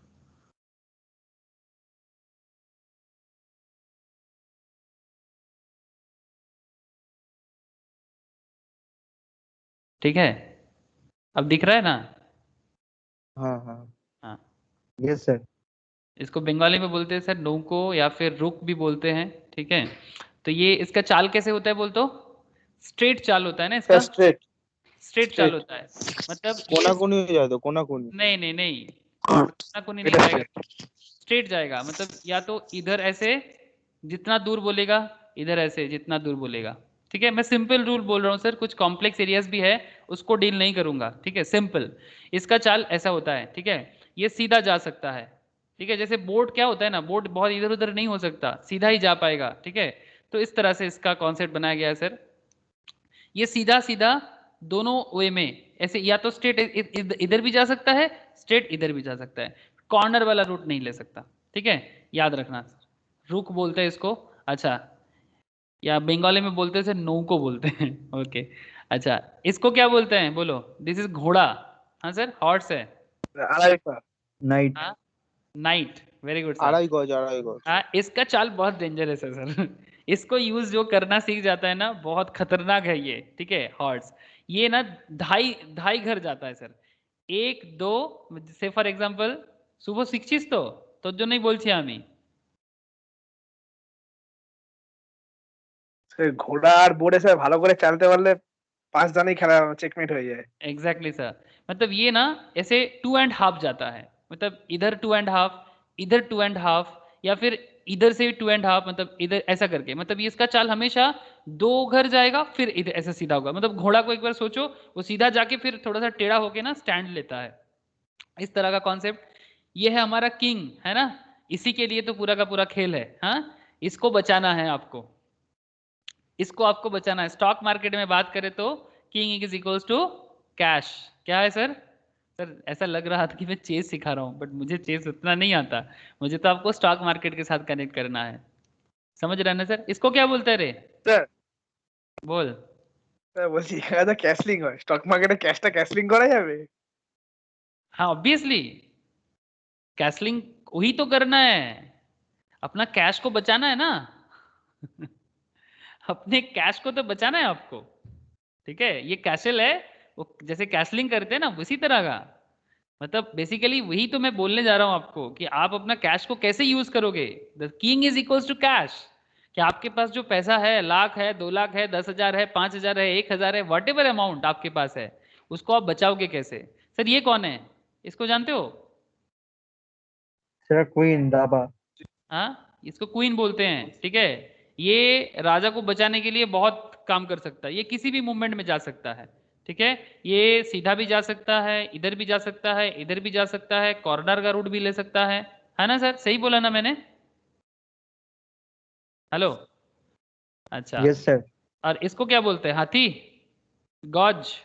यस सर, गॉड। गॉज, बिशप। बिशॉप, बिशॉप भी बोलते हैं और हाथी भी बोलते हैं सर, गॉज या हाथी। सर ये कॉर्नर में भागता है, ठीक है, जो सुमित पहले बोल रहा था ना, वो ये किसी भी कॉर्नर में लंबा जा सकता है, अपने रूट चेंज नहीं कर सकता। ब्लैक में रहेगा तो ब्लैक कॉर्नर में जाएगा, व्हाइट में रहेगा तो व्हाइट कॉर्नर में जाएगा, दोनों एंगल में, है ना सर? सही बोला? Yes sir. अच्छा, घोड़ा बाकी तो समझ गए आप। तो ये रहा राजा का मेन लोग। और बाकी सामने कौन है सर? ये लोग कौन है? बूढ़े। Sir body Army, body. कौन बोलते हैं Army, ना इसको? यस कौन सर। बोलते हैं ना, मतलब जो सेना है, ठीक है, सेना, या फिर सोइनो भी बोल सकते हैं, ठीक है, जो लड़ेगा सामने। अब बात है सर, इसके साथ पोर्टफोलियो मैनेजमेंट का बहुत बड़ा खेल है। थोड़ा सा मैं एडवांस लेवल में बात कर रहा हूँ sir, it's a fundamental concept, but I hope you understand. Sumit and Subho, Subho को तो दावा नहीं आता, सुबो का आवाज ही नहीं आ रहा है मेरे पास। सुमित, तेरे को दावा खेलना आता है? মোটামুটি মানে পারি না ওরকম। ओके ठीक है, डोंट वरी, दावा खेलना जानना जरूरी नहीं है, आपको दावा का रूल्स पता होना चाहिए, ठीक है। बेसिकली दावा ना सिर्फ बोर्ड पे नहीं खेला जाता, ये बेसिकली किंग को बचाना, ठीक है, स्ट्रेटेजी बिल्ड करना, ठीक है। जिस तरह से वेस्ट बंगाल में प्रशांत किशोर जिस तरह से ममता दीदी को जिताया, मानना पड़ेगा ना सर, प्रशांत किशोर का जो चैलेंज था पीके, हाँ, ममता दीदी को वो एकदम जिता दिया, ठीक है सर। मैं हारा ऑब्वियसली, मैं जिनको वोट दिया था वो हार गया सर, वो अलग बात, बट प्रशांत किशोर का स्ट्रेटेजी को दाद देना पड़ेगा, और इतना कॉन्फिडेंस के साथ वो किंग को बनाया, इसको भी दाद देना पड़ेगा, है ना सर? बोलो सर। चलो सर, मन में दुख लेके ही बोल सकते हो, जिनको दुख है, दुख लेके भी बोल सकते हो, कोई बात नहीं, बट अल्टीमेटली जो किया उन्होंने वो सच में किया, ठीक है सुमित? जो किया प्रशांत किशोर वो सच में किया, मतलब प्रॉपर एनालिसिस करना और अपने राजा को जिताना। तो आपके लिए राजा क्या है सर? आप एक अच्छा स्ट्रेटेजिस्ट बनो सर, एक अच्छा स्ट्रेटेजिस्ट। स्ट्रेटेजी बना के चलना चाहिए आपको, ठीक है। गलती हो सकता है, ठीक है, गलतियां हो सकता है, गलतियां सुधारा भी जा सकता है, ठीक है। तो बेसिकली पॉइंट है कि जब आप अपना स्टॉक मार्केट को बिल्ड करोगे, अपना पोर्टफोलियो को बिल्ड करोगे, तो उसको बिल्ड करने के टाइम पे आपको दावा का कुछ सिस्टम को पता होना चाहिए। जहां पर मैंने पॉन के बारे में बात किया था, मतलब जो सेना लोग है ना सर, ये जो सेना है जो एक्चुअली सामने से लड़ता है, सेना, ओके, ये लोग क्या करता है, ये नॉर्मली सिंगल घर जा सकता है, स्टार्टिंग में 2 घर जाने का एक रूल्स भी है, बट बेसिक इनका कॉन्सेप्ट है, ये जाएगा तो सीधा एक एक घर करके, सही बोल रहा ना, नॉर्मली सीधा एक एक घर करके ही जाता है तो काटले सिंगल Yes, सिंगल, sir. मतलब एक चाल में एक ही घर जा सकता है। और जब ये किसी को मारेगा, सपोज मानो इस ये इधर से आ रहा है, इसको मारेगा, तो कैसे मार सकता है? कॉर्नर में मारेगा, मतलब ये व्हाइट अगर इधर पहुंचेगा तो इसको मारने के लिए इसको ऐसे मारना पड़ेगा, ये बार ऐसे करेगा, जिस ठीक जैसे तलवार जो होता है वो जिस तरह से जाता है, एकदम प्योर, जैसे युद्ध नीति है ना सर, वो एक्चुअली युद्ध नीति यहाँ पर सिखाया जाता है। तो आप भी अपना स्टॉक मार्केट में जब लड़ाई करते हो, आपको भी क्या करना है, आप अपना पोर्टफोलियो, सपोज आप व्हाइट हो, तो व्हाइट साइड का जो भी स्टॉक है आपका, ये आपका पोर्टफोलियो है। आप बात समझ रहे हो sir? This is your portfolio, do you understand? ये आपका पोर्टफोलियो है, आप समझ रहे हैं कि नहीं समझ रहे? अगर आप ब्लैक में हो तो अब ये है आपका स्टॉक पोर्टफोलियो। तो इस पे आपको ऐसा ऐसा स्टॉक को चूज करना है, इस तरह से आपका एसेट क्लास को भी आप चूज कर सकते हो। मैं यहाँ पर स्टॉक में ही बात करूंगा। आप अपने एसेट क्लास को ऐसे चूज करो ताकि अपना कैश जो है, दैट इज जो किंग है, वो बचे रहे, वो कभी लॉस में ना जाए, ठीक है। और बाकी इन ये जो अलग अलग स्टॉक है, इनको कैसे यूज करना है, जो सेना है, ठीक है, जो सेना है जो लड़ता है, ठीक है, इनको आप डेली प्रॉफिट बुकिंग में कैसे यूज कर सकते हो, इंट्राडे चाल में, शॉर्ट टर्म प्रॉफिट में, या फिर बहुत बड़ा लॉस से भी कैसे बचा सकते हो इनको यूज करके, ठीक है। सेना ही तो मैक्सिमम टाइम पे आपको बचा के रखता है ना सर, हाँ, सेना ही तो आपको बचा के रखता है हमेशा के लिए। Emergency situations sir. में, इमरजेंसी सिचुएशंस में आपको जब अर्जेंट काम होता है, तब आपको जो मेन जो योद्धा है, जो मेन है सर, इनको सामने आना पड़ता है। तो कब किस स्टॉक क्या परफॉर्म करेगा, ठीक है, उसके ऊपर आपको ध्यान देना है। तो this is actually chase, how you can use chase in the stock market platform. तो चलो सर, मैं कुछ एलाबोरेटली बताता हूँ आपको धीरे धीरे। पहले आपको, जो लोग चेज नहीं जानते थे, वो मुझे थोड़ा बताएगा। जो लोग जानते थे उनको मुझे बताने का जरूरत नहीं है, बट जो लोग चीज एकदम नहीं जानते थे, क्या उनको समझ में आ रहा है सर चेज में क्या होता है? यहाँ पर एक लास्ट कॉन्सेप्ट जो होता है दैट इज चेकमेट। मतलब इधर का राजा जो, मतलब इधर का जो भी है, इनका मेन टारगेट रहेगा इसका किंग को हराना। ये मर जाए, चेकमेट होता है सर। चेकमेट मतलब इस तरह से इसको घेरो ताकि ये कहीं भाग ना पाए, और चेकमेट जैसे ही हो जाए खेला खत्म। लेकिन हमारे स्टॉक मार्केट में चेकमेट नहीं होता, बस बाकी सब होता है। प्रगति बोल, तेरे को समझ में आया? Sumit? Yes sir.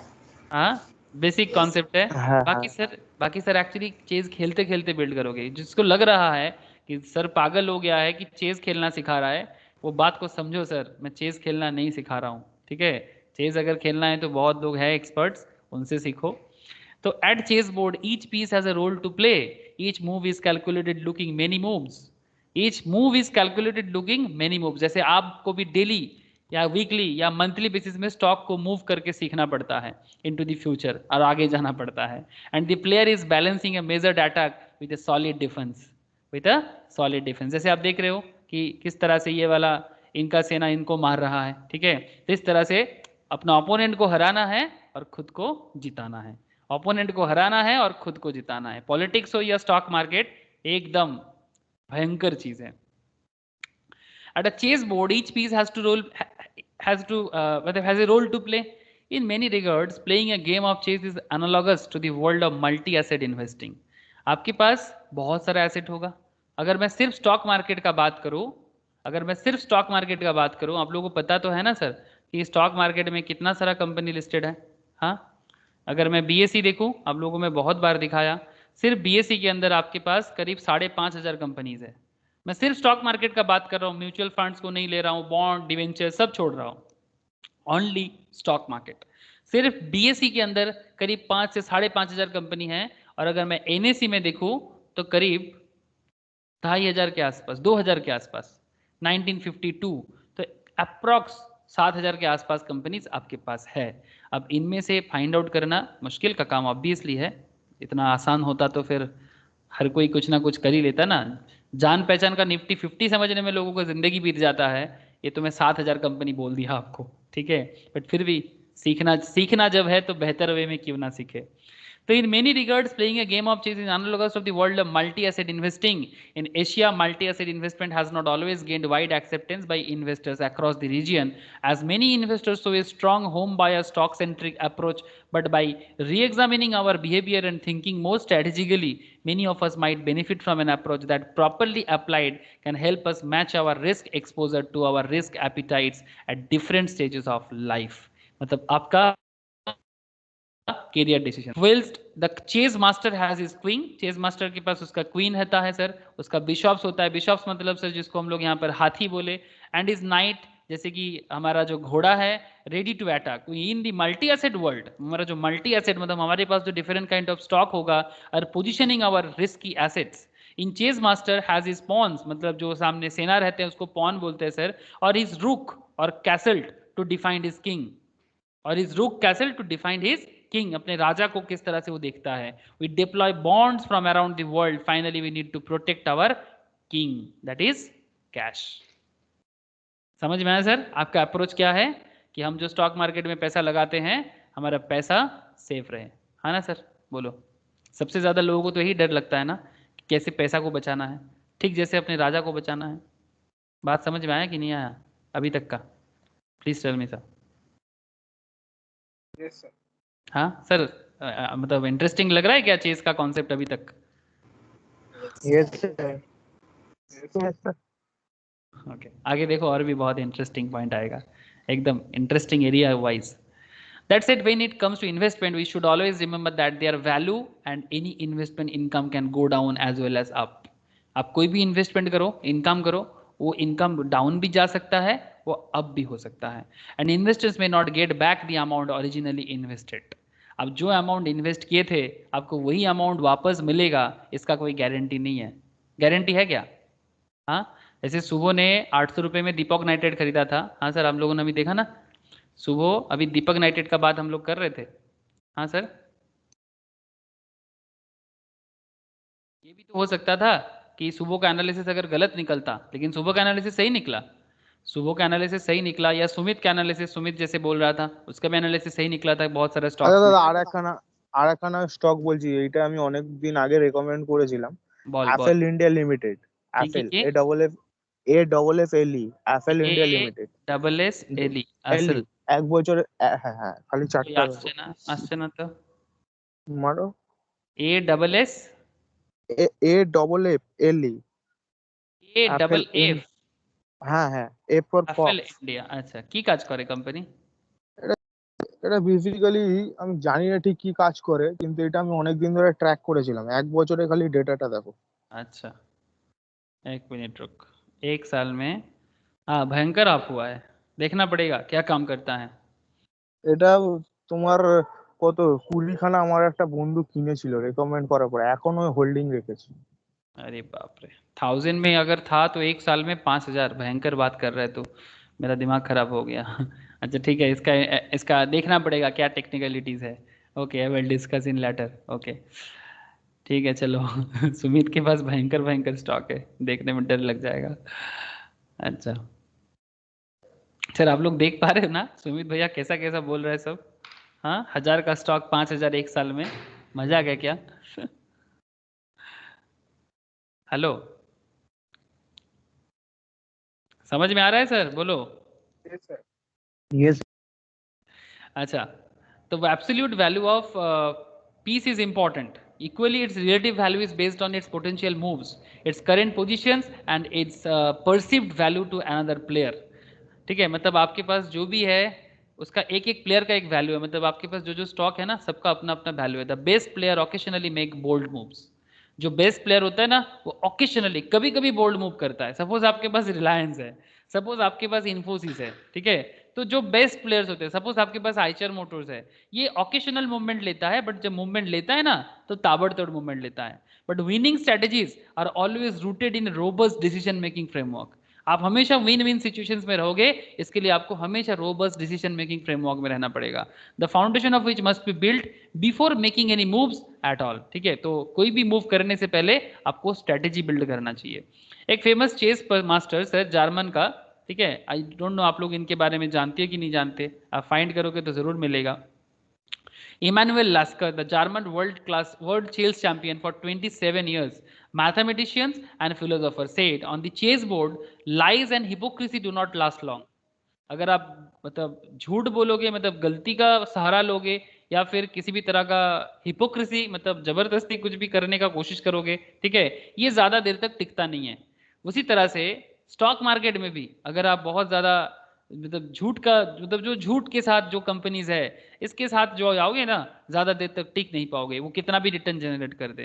As in chess, overcoming behavioural biases is key to long term success in investing. Shortcuts, hubris, and self-deceptions never work. Both the chase masters and the multi-asset portfolio manager. Say for example, आप लोग खुद को एक multi-asset portfolio manager सोचो. Must be cognizant of common pitfalls and avoid anchoring, framing and hindsight bias. किसी भी चीज में bias नहीं होना है सर, जो गलत वे में आपको कंट्रोल करे। चलो सर आगे इसका मैं और थोड़ा सिंप्लीफाई करता हूँ। You need a broad view of the game. Sir stock market को एक ब्रॉड वे में देखो, नैरो वे में नहीं। Please try to understand. आपके पास करीब 7000 के आसपास कंपनीज है, ओके सर, तो you need a broad view of the game. आपको बड़ा सोचना है, छोटा नहीं सोच सकते आप, ठीक है। To play chess you need to know what each of your piece can do and on the board and how to assess their value at any point of time. जैसे चेज में हम लोग देख पाते हैं सर, एक एक आपका जो एसेट्स है, these are your asset class ना, ये किंग है तो इसका एसेट क्लास क्या है, दीज आर इसका एसेट क्लास। ये सभी कोई ना स्पेशल सिचुएशंस में स्पेशल काम कर सकता है, ठीक है। इवन इसका जो सेना है, जो पॉन्स है, जो सबसे ज्यादा होता है उसके पास, इसका भी ना अपना अपना गुण है सर, कब किसको यूज करना चाहिए। सिमिलर वे में आपको स्टॉक के कॉन्सेप्ट में भी ना ऐसा ही कुछ कॉन्सेप्ट यूज करना चाहिए। This is translated to defining the underlying investment universe. After that, the aim is to combine different asset classes into an efficient, well-diversified investment portfolio. मतलब एक साथ में सब एक एसेट्स के ऊपर बहुत ज्यादा प्रेशर नहीं देना चाहिए, ठीक है। मतलब एक स्टॉक खरीद रहे तो खरीद ही रहे हैं, ठीक है, कभी वो गिर जाए तो, ठीक है, आजकल जैसे एक बहुत लोगों के मन में ना एक कॉन्सेप्ट चल रहा है, बहुत सारे लोग मैं बात करता हूँ, ये अदानी, ठीक है, चलो बहुत अच्छा है, जैसे कि Adani port, it's a very interesting thing. Adani port बहुत ज़्यादा मूवमेंट है इसका, बिजनेस भी अच्छा खासा दे रहा है, एक साल में 300 से लेके करीब 800 के आसपास में पहुंचा था, फिर अभी थोड़ा डाउन जा रहा है, फिर से आप होगा क्योंकि इसका बिजनेस बड़ा बूमिंग है। पोर्टफोलियो में जरूर रहना चाहिए Adani port and special economic zone, ठीक है। Adani gas, Adani transmission, they are all good, but ऐसा नहीं कि आप सारा का सारा पैसा सिर्फ अदानी में ही डालो, कभी इनका कुछ हो जाए तो आप तो मुश्किल में पड़ जाओगे ना। तो इसीलिए आपको थोड़ा डाइवर्सिफाई करना चाहिए, इसको बोलते हैं हेजिंग करना, ठीक है, इसको बोलते हैं हेजिंग करना। मतलब आपका एक यहाँ पर जैसे चेज में आप पूरा का पूरा सिर्फ अगर एक ही एसेट्स के ऊपर पूरा फोकस कर देते हो, सपोज आप सोच रहे हो कि आपका नौका, मतलब जो इसको क्या बोलते हैं सर, रुख बोलते हैं ना, सपोज आप सोच रहे हो कि रुख से ही काम कर देंगे, ठीक है, या फिर घोड़ा से ही काम कर लेंगे, किसी एक के ऊपर बहुत ज्यादा प्रेशर नहीं, as per the situation, as per the situation. तो कब कौन सा स्टॉक में क्या करना चाहिए, this is as per the situation, ठीक है। समय बताता है सर, इसके लिए आप नॉलेज गैदर जैसे करते जाओगे ना, फंडामेंटल एनालिसिस, टेक्निकल एनालिसिस आपको हेल्प करेगा आपको स्ट्रेटेजी बिल्डअप करने में। वेट करो सर, कंप्लीट करने दो ये चेस का गेम, फिर मैं आपको बताता हूं, आप खुद ही समझ जाओगे। तो after that the aim is to combine different asset class into an efficient well diversified investment portfolio. Well diversified, आपको बहुत ही अलग अलग स्टॉक में इन्वेस्टमेंट करना चाहिए, ठीक है। जैसे आप लोग देखना ग्रुप में एक कोरोना पोर्टफोलियो दिया हुआ है, ठीक है, कोरोना में अपने आप को कैसे बचाना है, उसमें देखना बहुत सारा एसेट क्लास के ऊपर अपना पोर्टफोलियो को बिल्ड किया है। आईटी है, फार्मास्यूटिकल्स है, ठीक है, नॉर्मल एफएमसीजी बिजनेस है, इंश्योरेंस सेक्टर्स है, देखा आप लोगों ने? हाँ सर, यस सर। आप लोगों ने वो पोर्टफोलियो देखा? तो इससे आपको क्या पता चलता है, इससे आपको ये पता चलता है कि यार अब एक एक स्टॉक को एक बार देखो, रीड करो उसको, और भी आगे आगे और एनालिसिस आएगा, ठीक है। आप देखो कि किस तरह से मूवमेंट हो रहा है, सच में कौन सा स्टॉक काम कर रहा है, कोई स्टॉक अगर काम नहीं कर रहा है एज पर द रिकमेंडेशंस, क्यों नहीं कर रहा है, तो आपको ये सब एनालिसिस करना चाहिए, ठीक है। तो इसीलिए बार बार बोल रहे सर, इन्वेस्टमेंट पोर्टफोलियो में डाइवर्सिफिकेशन होना जरूरी है, where each of the pieces is well positioned to react to an opponent possible moves। ठीक, जिस तरह से अब यहाँ पर ओपोनेंट कौन है, ओपोनेंट मतलब जो लोग इंट्राडे करता है, ठीक है। आप अगर बायर साइड में हो तो अपोजिट साइड में सेलर है, या फिर कुछ लोग आपका होल्डिंग में शेयर्स है, कुछ लोग उसको सेल करके निकलना चाहते हैं और शेयर का वैल्यू को कम करना चाहता है। क्या होता है ना सर, जब किसी शेयर्स में अचानक सेल आ जाए ना, तो वो शेयर धड़ाधड़ उसका वैल्यू कम हो जाता है, और जब किसी शेयर्स में अचानक बहुत बाई आ जाए तो शेयर्स पे बहुत ज्यादा ग्रोथ आ जाता है। मतलब ऐसे मार्केट तो इसी तरह चलता है। तो कुछ केस में ऐसा भी होता है ना सर, कुछ लोग मैनिपुलेट करते हैं, स्पेशली प्रोमोटर केस में, प्रोमोटर होल्डिंग बहुत सारा है तो फिर जैसे कि बहुत मतलब बिना वजह की बहुत सारा प्रॉब्लम क्रिएट होता है। तो आपको इसका बाइफर्केशंस भी करना पड़ेगा, आपको इसको पता होना चाहिए कि कब बिना वजह का हो रहा है। अच्छा स्टॉक में रेगुलर मूवमेंट रहता है, जैसे कि अदानी पोर्ट अच्छा स्टॉक है, एक रेगुलर मूवमेंट के साथ ही चलता है, ठीक है। अदानी गैस में भी आप बात कर सकते हो, और भी है, आपको आगे आगे मैं बात और भी करता हूं। तो बेसिकली आप समझ रहे हैं ना सर, कि आपको each of the pieces is well positioned to react to an opponent possible moves, ठीक है। अब यहाँ पर ओपोनेंट मार्केट है आपके लिए, जैसे किसको पता था कोरोना आएगा और मार्केट एक प्रॉब्लम में आ जाएगा, जहां एक मूवमेंट था। अगर मैं आपको सेंसेक्स निफ्टी के बारे में बात करूं, यहाँ पर मार्केट में आपका ओपोनेंट बहुत लोग हैं। सेंसेक्स के या निफ्टी के बारे में बात करूं, सभी कोई सोच रहा था कि मार्केट जिस तरह का कोरोना चला गया था, सभी का क्या सोच था सुमित, कि अगर कोविड ना आता, ये सेकेंड वेव ना आता, तो क्या सोच रहा था सब कोई?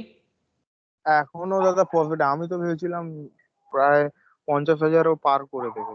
50, 55, 50 তো পার করে দিয়েছিল, 55, 60 এর কাছে চলে যাবে, 55 अगर তো पार करेই দিত अगर যেভাবে सेकेंड চলছে। वेव अगर सेकेंड वेव नहीं आता ना सर, सबका फीलिंग ये था कि ये तो 50,000 के आसपास चला ही गया था, 50,000 क्रॉस कर गया था। मुझे जितना याद आ रहा है, अगर मैं 1 मंथ बैक जाऊं, एक सेकेंड, हाँ 51,000 ऑब्वियसली, ये फरवरी के एंड पे, फरवरी एंड और मार्च के स्टार्टिंग में 51,000 के आसपास था। तो सबका सोच यही था कि ये धीरे धीरे धीरे धीरे धीरे धीरे धीरे धीरे अप होगा इस तरह का। बट ये आप तो छोड़ो, ये उसी पोजीशंस पे थोड़ा डाउन ट्रेंड में, ऐसा भी हुआ कि बीच में 47 में आसपास चला आ गया था। अभी भी बताना मुश्किल है जब तक कोविड वेव कंप्लीटली ठीक ठाक एक स्टेबल पोजीशंस पे नहीं आता है। तो मार्केट आपको बहुत केस में मुश्किल में डाल सकता है। तो क्या मार्केट मुश्किल में होगा तो यार आप भी मुश्किल में हो जाओगे। एक राजा को भी हमेशा मुश्किल का सामना करना पड़ता है, उसका सेना को भी सामना करना पड़ता है, तो क्या वो मुश्किल में डर जाएगा या फिर सामना करेगा? हाँ सर बोलो, मुश्किल में सामना करोगे कि डरोगे? प्लीज टेल मी। हाँ सर, सामना करना है ना।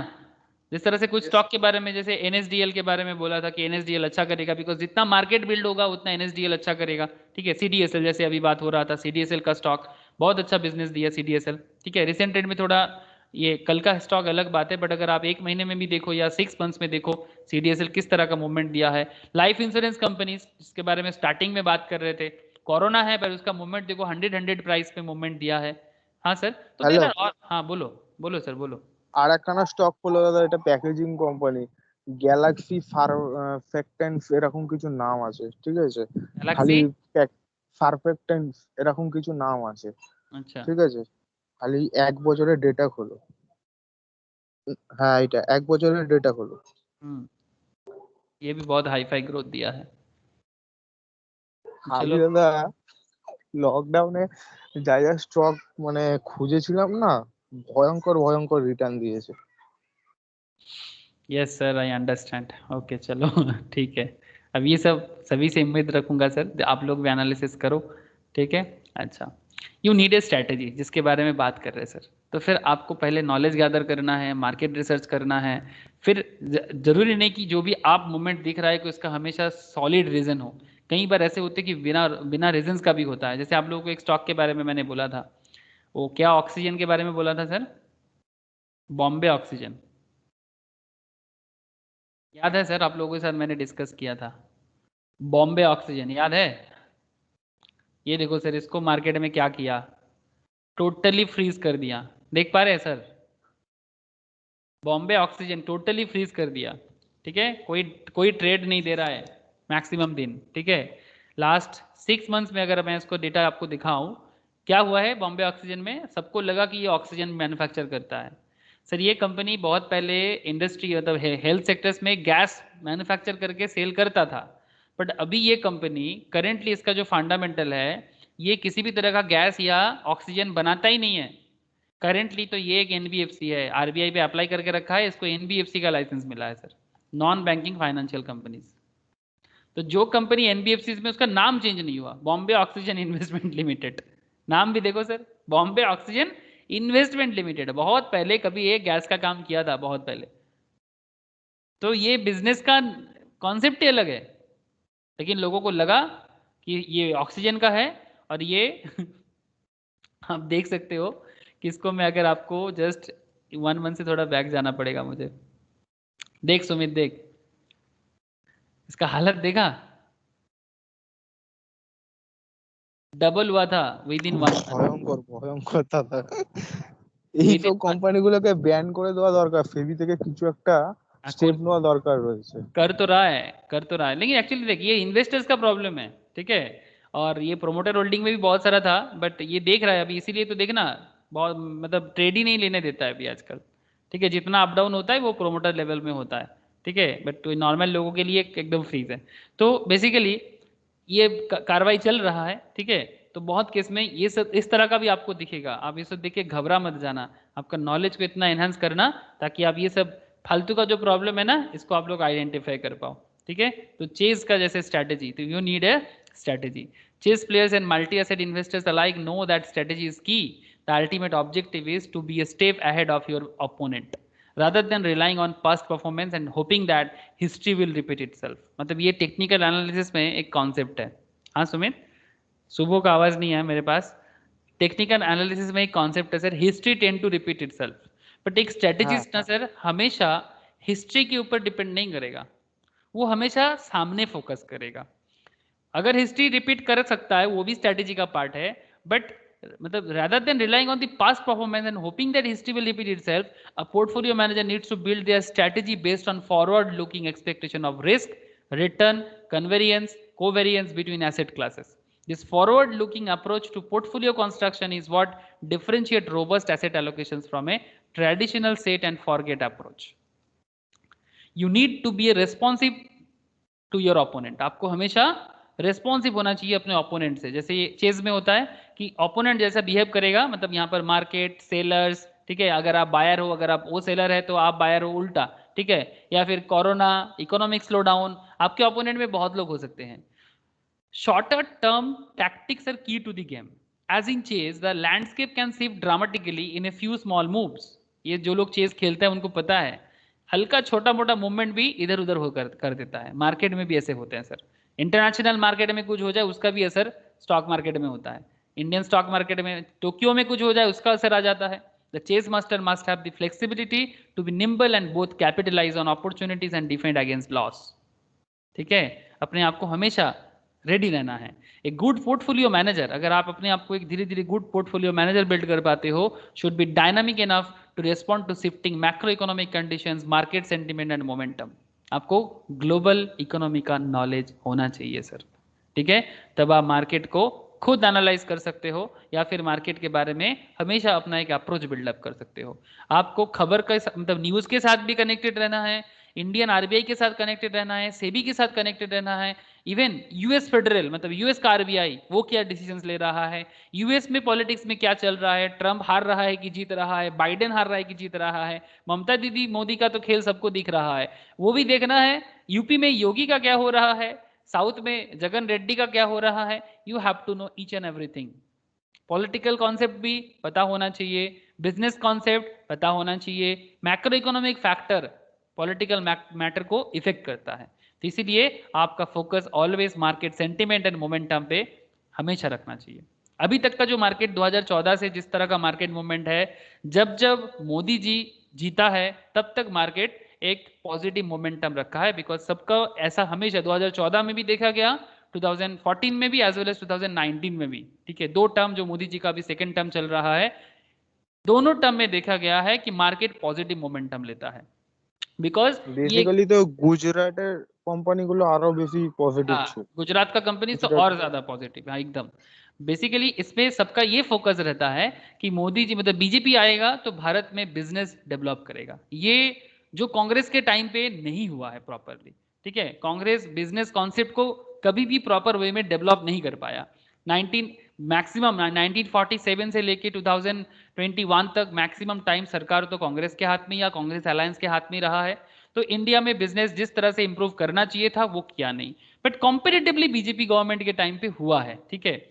अब सर वो बहुत लोग प्राइवेटाइज करके चिल्ला रहा है, अब मैं उनको क्या बताऊं सर, अब यहाँ पर प्राइवेटाइज का बात ही नहीं है, बात तो ये है एक्चुअली सर, एडुकेटेड लोग भी समझते नहीं है।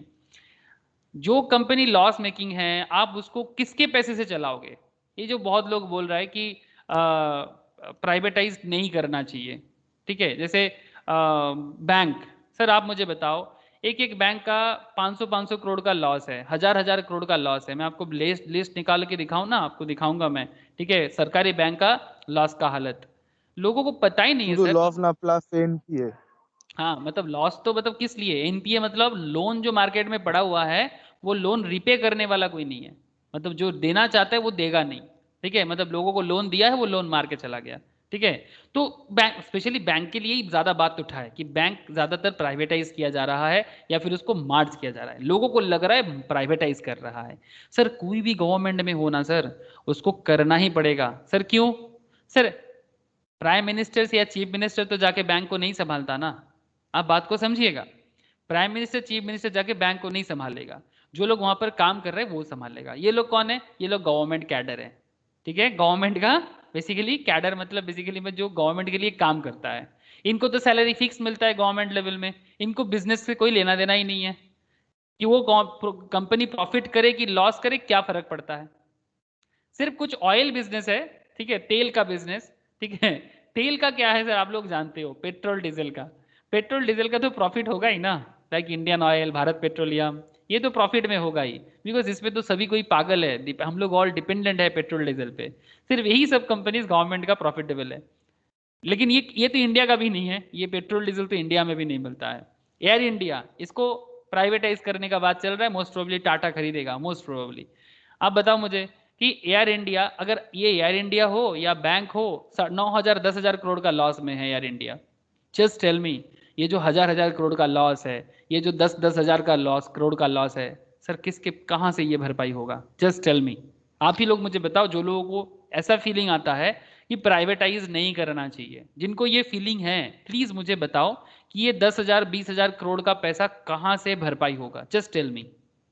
चलो मानते हैं कि मोदी जी नहीं है सरकार में, कोई और गवर्नमेंट में है, क्या होगा? प्लीज बताओ मुझे, कोई बताएगा? ये लॉस कहां से भरपाई होगा और एक्चुअली कहां से एडजस्टमेंट होता है?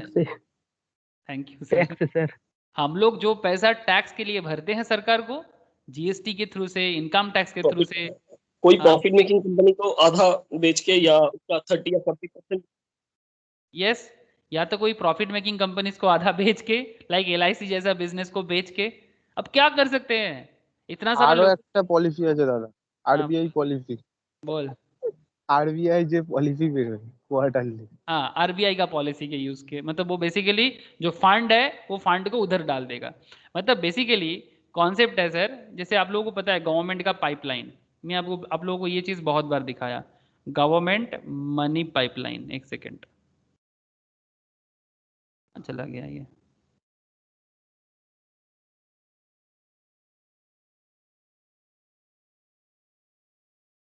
आज नहीं दिख रहा है मुझे, क्या पता क्या सेटिंग में गड़बड़ हुआ।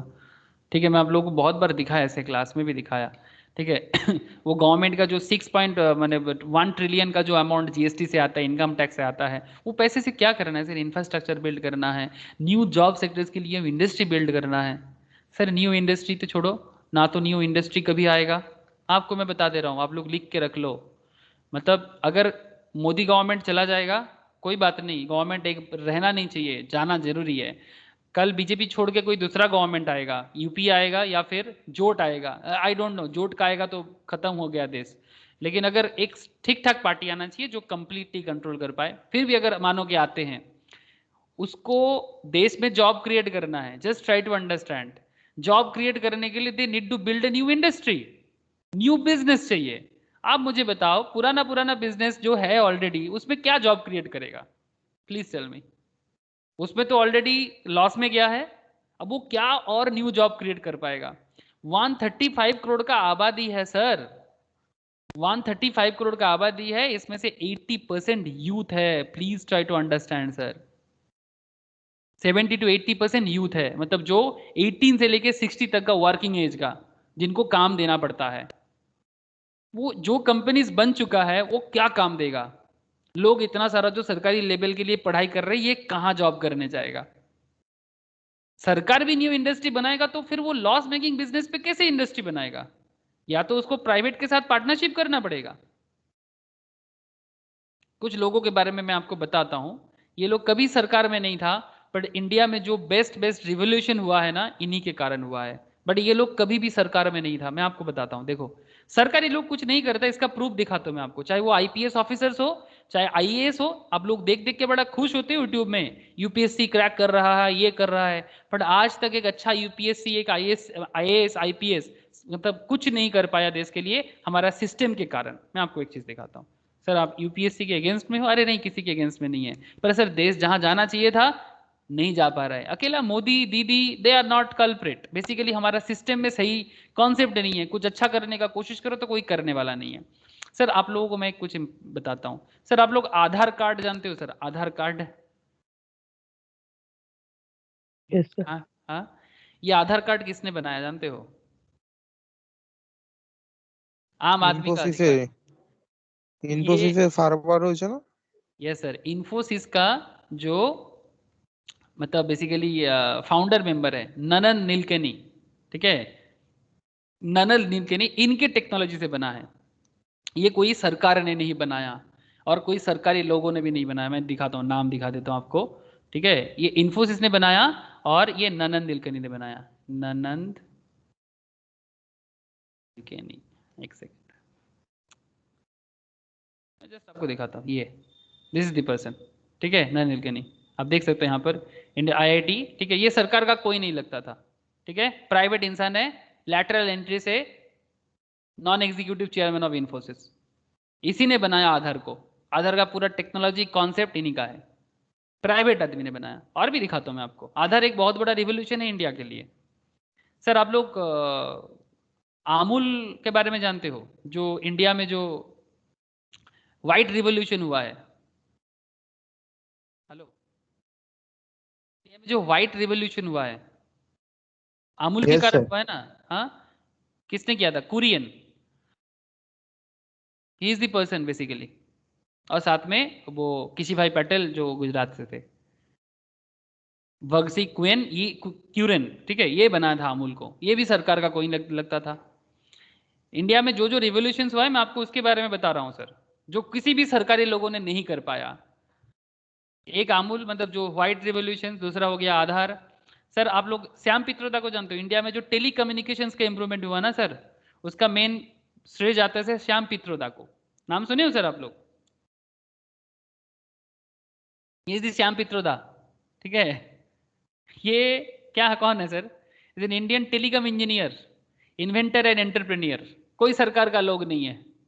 आज हम लोग जो इंटरनेशनल लेवल पे जो काम कर पाते हैं, कंप्यूटर आईटी जो रिवोल्यूशन आया, देखो सर लिखा है, he is popularly known as the father of India's computer and IT revolution as he help prime minister Rajiv Gandhi in bringing computerization as an advisor to the PM. But government level पे नहीं था ये, lateral entry से government को help करने के लिए गया था सर। सरकारी लेवल में कोई कुछ खरीदा ही नहीं है सर, ठीक है। आपको मैं क्या बताऊं, एक एक एग्जाम्पल आपके सामने खड़ा कर रहा हूं सर। आप लोग इनको जानते हो? विक्रम साराभाई। आज जो भारत स्पेस रिसर्च में जो वर्ल्ड लेवल में पहुंचा है सर, ये विक्रम साराभाई के कारण हुआ है। He is honoured Padma Bhushan and Padma Vibhushan and internationally regarded as the father of Indian space programme. आज जो हम लोग सैटेलाइट के थ्रू से इंटरनेट कनेक्ट कर पा रहे हैं सर, सैटेलाइट ना होता तो नहीं कर सकते। जैसे हम लोग टेस्ला के बारे में सुनते हैं, बट ये सर इंडिया का ये बंदा है, ये इंसान है, ये इंजीनियर है जो विक्रम साराभाई। इनका शिष्य एपीजे अब्दुल कलाम। आज अगर ये कोई भी, एपीजे अब्दुल कलाम भी कोई पॉलिटिकल किसी भी सरकार का लोग नहीं था, एपीजे अब्दुल कलाम, ठीक है। आज जो भारत जो मिसाइल्स में जो डिफेंस में जो अपने आप को बनाया sir, another person. Aerospace engineering कोई भी गवर्नमेंट लेवल में नहीं था। तो बेसिकली आप समझ पा रहे हैं ना सर कि सरकारी लेवल में क्या प्रॉब्लम है। मैं आपको 5-6 लोगों के बारे में बताया, और एक बंदा है सर, ग्रीन रिवोल्यूशन किया था। मतलब ये जो हम लोग आज भारत जो इतना बड़ा प्रॉब्लम के साथ भी अपने आप को सामना कर पा रहा है ना, लोगों को फ्री में चावल दाल दे रहा है ना, ये मोदी दीदी के लिए नहीं है सर। ये कुछ इंसान है जो ग्रीन रिवोल्यूशन किया था, ठीक है, उसके कारण है। ऐसा नहीं कि दीदी आज सबको फ्री में चावल देने का जो वादा करके भेज रहे हैं ना, नहीं सर। अगर क्रेडिट देना है तो इनको दो। M S. Swaminathan, an Indian genetics administrator known for his role in India's Green Revolution, a program under which high yield varieties of wheat and rice were planted, जिसके कारण 135 करोड़ आबादी जैसे भारत को भूखा नहीं सोना पड़ता, अमेरिका के सामने भीख नहीं करना पड़ता। समझ में आ रहा है सर? प्लीज बोलो। ये कोई भी सरकारी लोग नहीं था। 6 इंसान ने अगर पूरा भारत को बदल डाला। अगर सरकार के पास प्राइवेटाइज कॉन्सेप्ट को लैटरल एंट्री मिलता है ना सर, देश में बहुत कुछ हो सकता है। इतना बड़ा बड़ा रिवोल्यूशन बोला आपको, एक भी सरकारी लोग नहीं कर पाया। सब प्राइवेटाइज लोग है, सब अपने अपने काम में बिजी रहता है, उसी से सरकार को सलाह मिला तब जाके कुछ हुआ। Can you imagine sir? अगर ऐसा 6 की जगह 600 लोग होता ना सर इस तरह का, आज इंडिया 600 सेक्टर्स में अलग अलग रिवोल्यूशन ला सकता था। बट हमारा सिस्टम किसी को एंट्री नहीं देता। इवन ममता दीदी भी जीते ना, कोई सरकारी लोगों के हेल्प से नहीं, पीके से। जो पीके है वो पहले मोदी जी का स्ट्रेटेजिस्ट हुआ करता था, ठीक है। वो भी प्राइवेटाइज्ड कॉन्सेप्ट से। क्या सर, मैं गलत बोला क्या? पहले मोदी जी का स्ट्रेटेजिस्ट बना, आज पीके बना है मोदी जी के कारण। ऑब्वियसली पीके अपने कारण ही पीके बना है, बट उनको पहला चांस मोदी जी ने दिया था। फिर उसके बाद नीतीश कुमार के साथ काम किया, फिर पंजाब में काम किया, उसके बाद यूपी में हार गया था, बट यूपी में भी काम किया, उसके बाद तेलंगाना में काम किया, अब जाके बंगाल में काम किया। मैक्सिमम विनिंग पोजीशंस में रहा है पीके। नाम तो सुने होंगे आप लोग, बड़ा चर्चा में था इस बार। बट सर स्ट्रेटेजिस्ट है, प्राइवेट लेवल में काम करता है, कोई सरकारी लोग नहीं है। प्रशांत किशोर, ठीक है सर, अभी उनके बारे में बात नहीं करूंगा क्योंकि वो इंडिया में कुछ नहीं किया, ठीक है। आप लोग मेरा बात समझे कि नहीं समझे? Please tell me. Yes, sir. हाँ सर, प्रूफ के साथ बात किया, ऐसे नहीं कि हवा में बात कर दिया। अभी आपको और रिसर्च करना है, आप और रिसर्च करो कि सरकारी लेवल में क्यों नहीं कुछ हो सकता और सरकार क्यों प्राइवेटाइज करना चाहता है। बिकॉज सरकार, अगर ये तो सिर्फ सोचा है सरकार को हेल्प करने के लिए, इनके दिमाग से, एंटरप्रेन्योर माइंड से इंडिया आज कुछ बन पाया है, क्योंकि सरकारी लेवल में कोई सोचता नहीं है। बिकॉज दे नो कि they have a fix salary, they have a fixed, मतलब जो भी facilities, amenities, allowance, perquisites, they all know कि एवरीथिंग इज फिक्स्ड। मतलब इधर, मतलब आइदर वी डू वर्क और नॉट, फर्क नहीं पड़ता। मतलब ऐसे अभी तक तो जैसे स्कूल और कॉलेज में सर, हाँ सर बोलो। स्कूल और कॉलेज में टीचर। स्कूल कॉलेज का टीचर्स, एग्जैक्टली। अब क्या बता सर, ठीक है। तो इसीलिए प्राइवेटाइज कॉन्सेप्ट का अगेंस्ट में बात करने के पहले ना 10 बार सोचा करो कि देश बना है प्राइवेट लोगों के लिए। एक एक रिवोल्यूशन आपके सामने रखा मैं, आप इसके बाद में दूसरा कोई रिवोल्यूशन आप दिखा दो जो प्राइवेट लोगों, सरकारी लोगों ने करके दिखाया। नहीं सर, आज इंडिया खड़ा है ऐसे महान महान लोगों के लिए। आफ्टर इंडिपेंडेंस अगर इंडिया कुछ बन पाया है तो इस तरह से लोगों के लिए। नहीं सर, इंडिया कैसे बनता? ऐसे 6 की जगह अगर 600 होता या 6000 होता, आप इमेजिन कर सकते हो आज भारत कहां पहुंचता। लेकिन ये पब्लिक का जो सोच है ना, ये इमैच्योर जो सोच है, ये सोच, ये फार्म बिल को लेके जो पागलपंती मचा के रखा है, मैं अभी भी बोलता हूं सर, गलत कर रहा है भारत। क्योंकि लोगों के पास ये सोच ही नहीं है, फालतू का राजनीतिक लोगों का सोचना नहीं है सर। आप सोचो, ठीक से सोचो, यह एक दूसरा रिवोल्यूशन आने वाला था, बट बिल पास तो करना है, एक्ट पास करना है, करने नहीं दे रहा है सर। आप बात नहीं समझ पा रहे। ये प्राइवेटाइज एग्रीकल्चरल सिस्टम में प्राइवेटाइज का एक मतलब पीपीपी मॉडल था ये। ऐसा नहीं कि पूरा प्राइवेटाइज हो रहा था, ये पब्लिक प्राइवेट पार्टनरशिप हो रहा था। इंडिया ना एग्रीकल्चर में ना रिवोल्यूशन ला देता। लेकिन सर इस तरह का फालतू का मतलब पीछे लगने का मतलब ये नहीं कि हर बात में पीछे लगो। मतलब देखो सर, किसान लोग तो पता नहीं है ना उनको, उनको जैसे समझाएगा वैसा समझेगा, कुछ भी चेंज इनको फर्क अच्छा नहीं लगता। जैसे चल रहा है चलने दो, क्या पता अगर कुछ हो जाए। लेकिन सर रिवोल्यूशन ऑब्वियसली जरूरी है सर, लेकिन क्या करें, होगा, आज नहीं कल होगा, कोई बात नहीं। मोदी नहीं कर पाया, आप देखना कांग्रेस आएगा, कांग्रेस करेगा, या फिर जो भी आएगा वो करेगा, करना पड़ेगा। 90s में जब इकोनॉमी को ओपन किया गया था, ठीक है, जनता दल का गवर्नमेंट बार बार बोल रहा था ओपन करो, नहीं कर रहा था। फिर मनमोहन सिंह, तब जोट का सरकार था, पीवी नरसिम्हा राव भारत का प्राइम मिनिस्टर था, मनमोहन सिंह फाइनेंस मिनिस्टर था। इंडिया इकोनॉमी को ओपन नहीं कर रहा था उससे पहले, राजीव गांधी के टाइम पे, और इंडियन इकोनॉमी ब्लीड हो रहा था, कुछ नहीं था, खोखला बन गया था।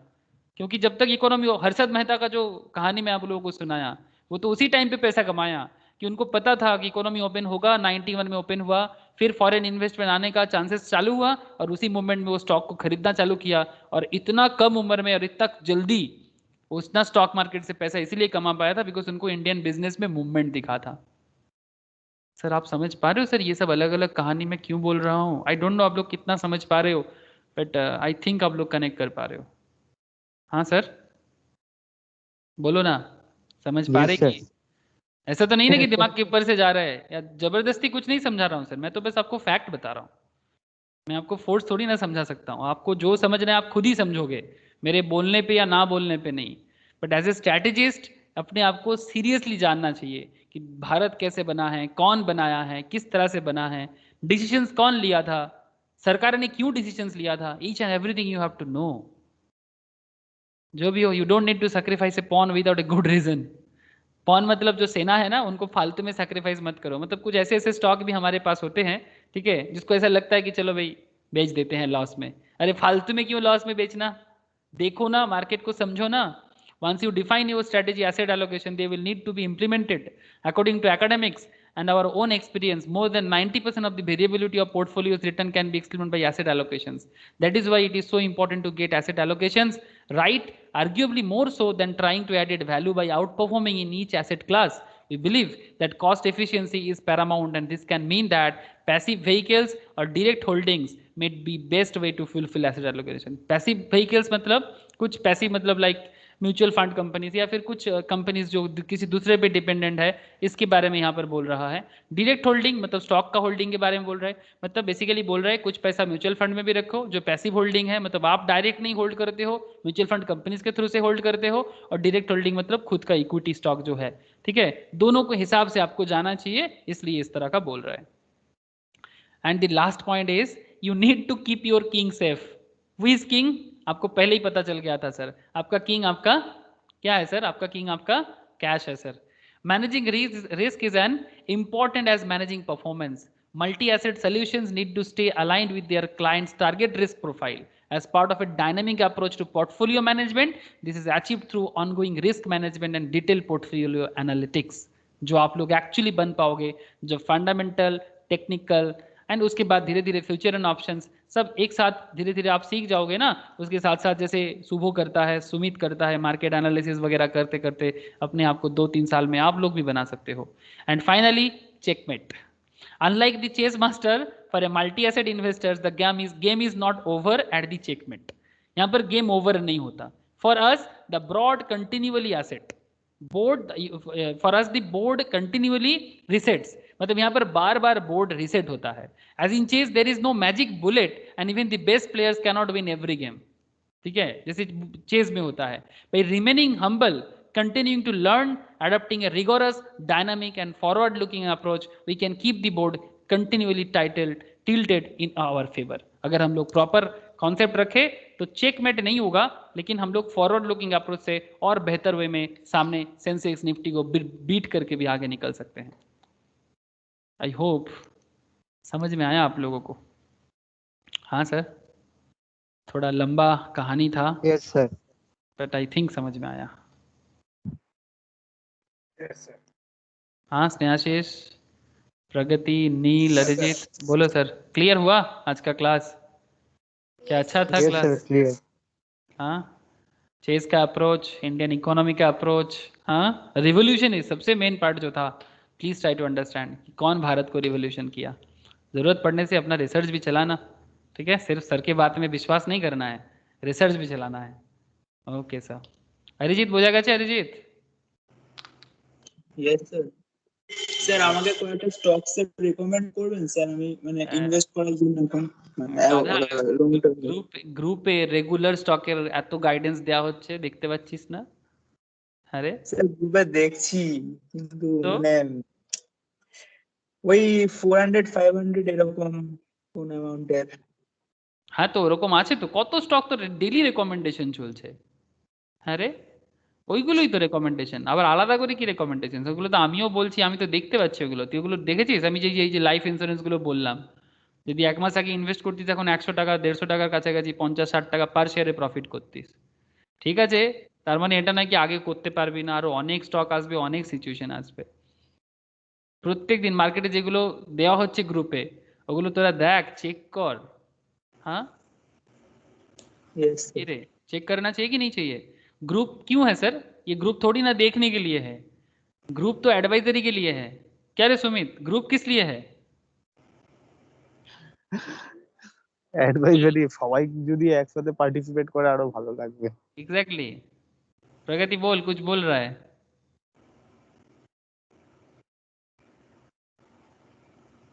हेलो, तेरा आवाज कट रहा है, आवाज नहीं आ रहा है तेरा.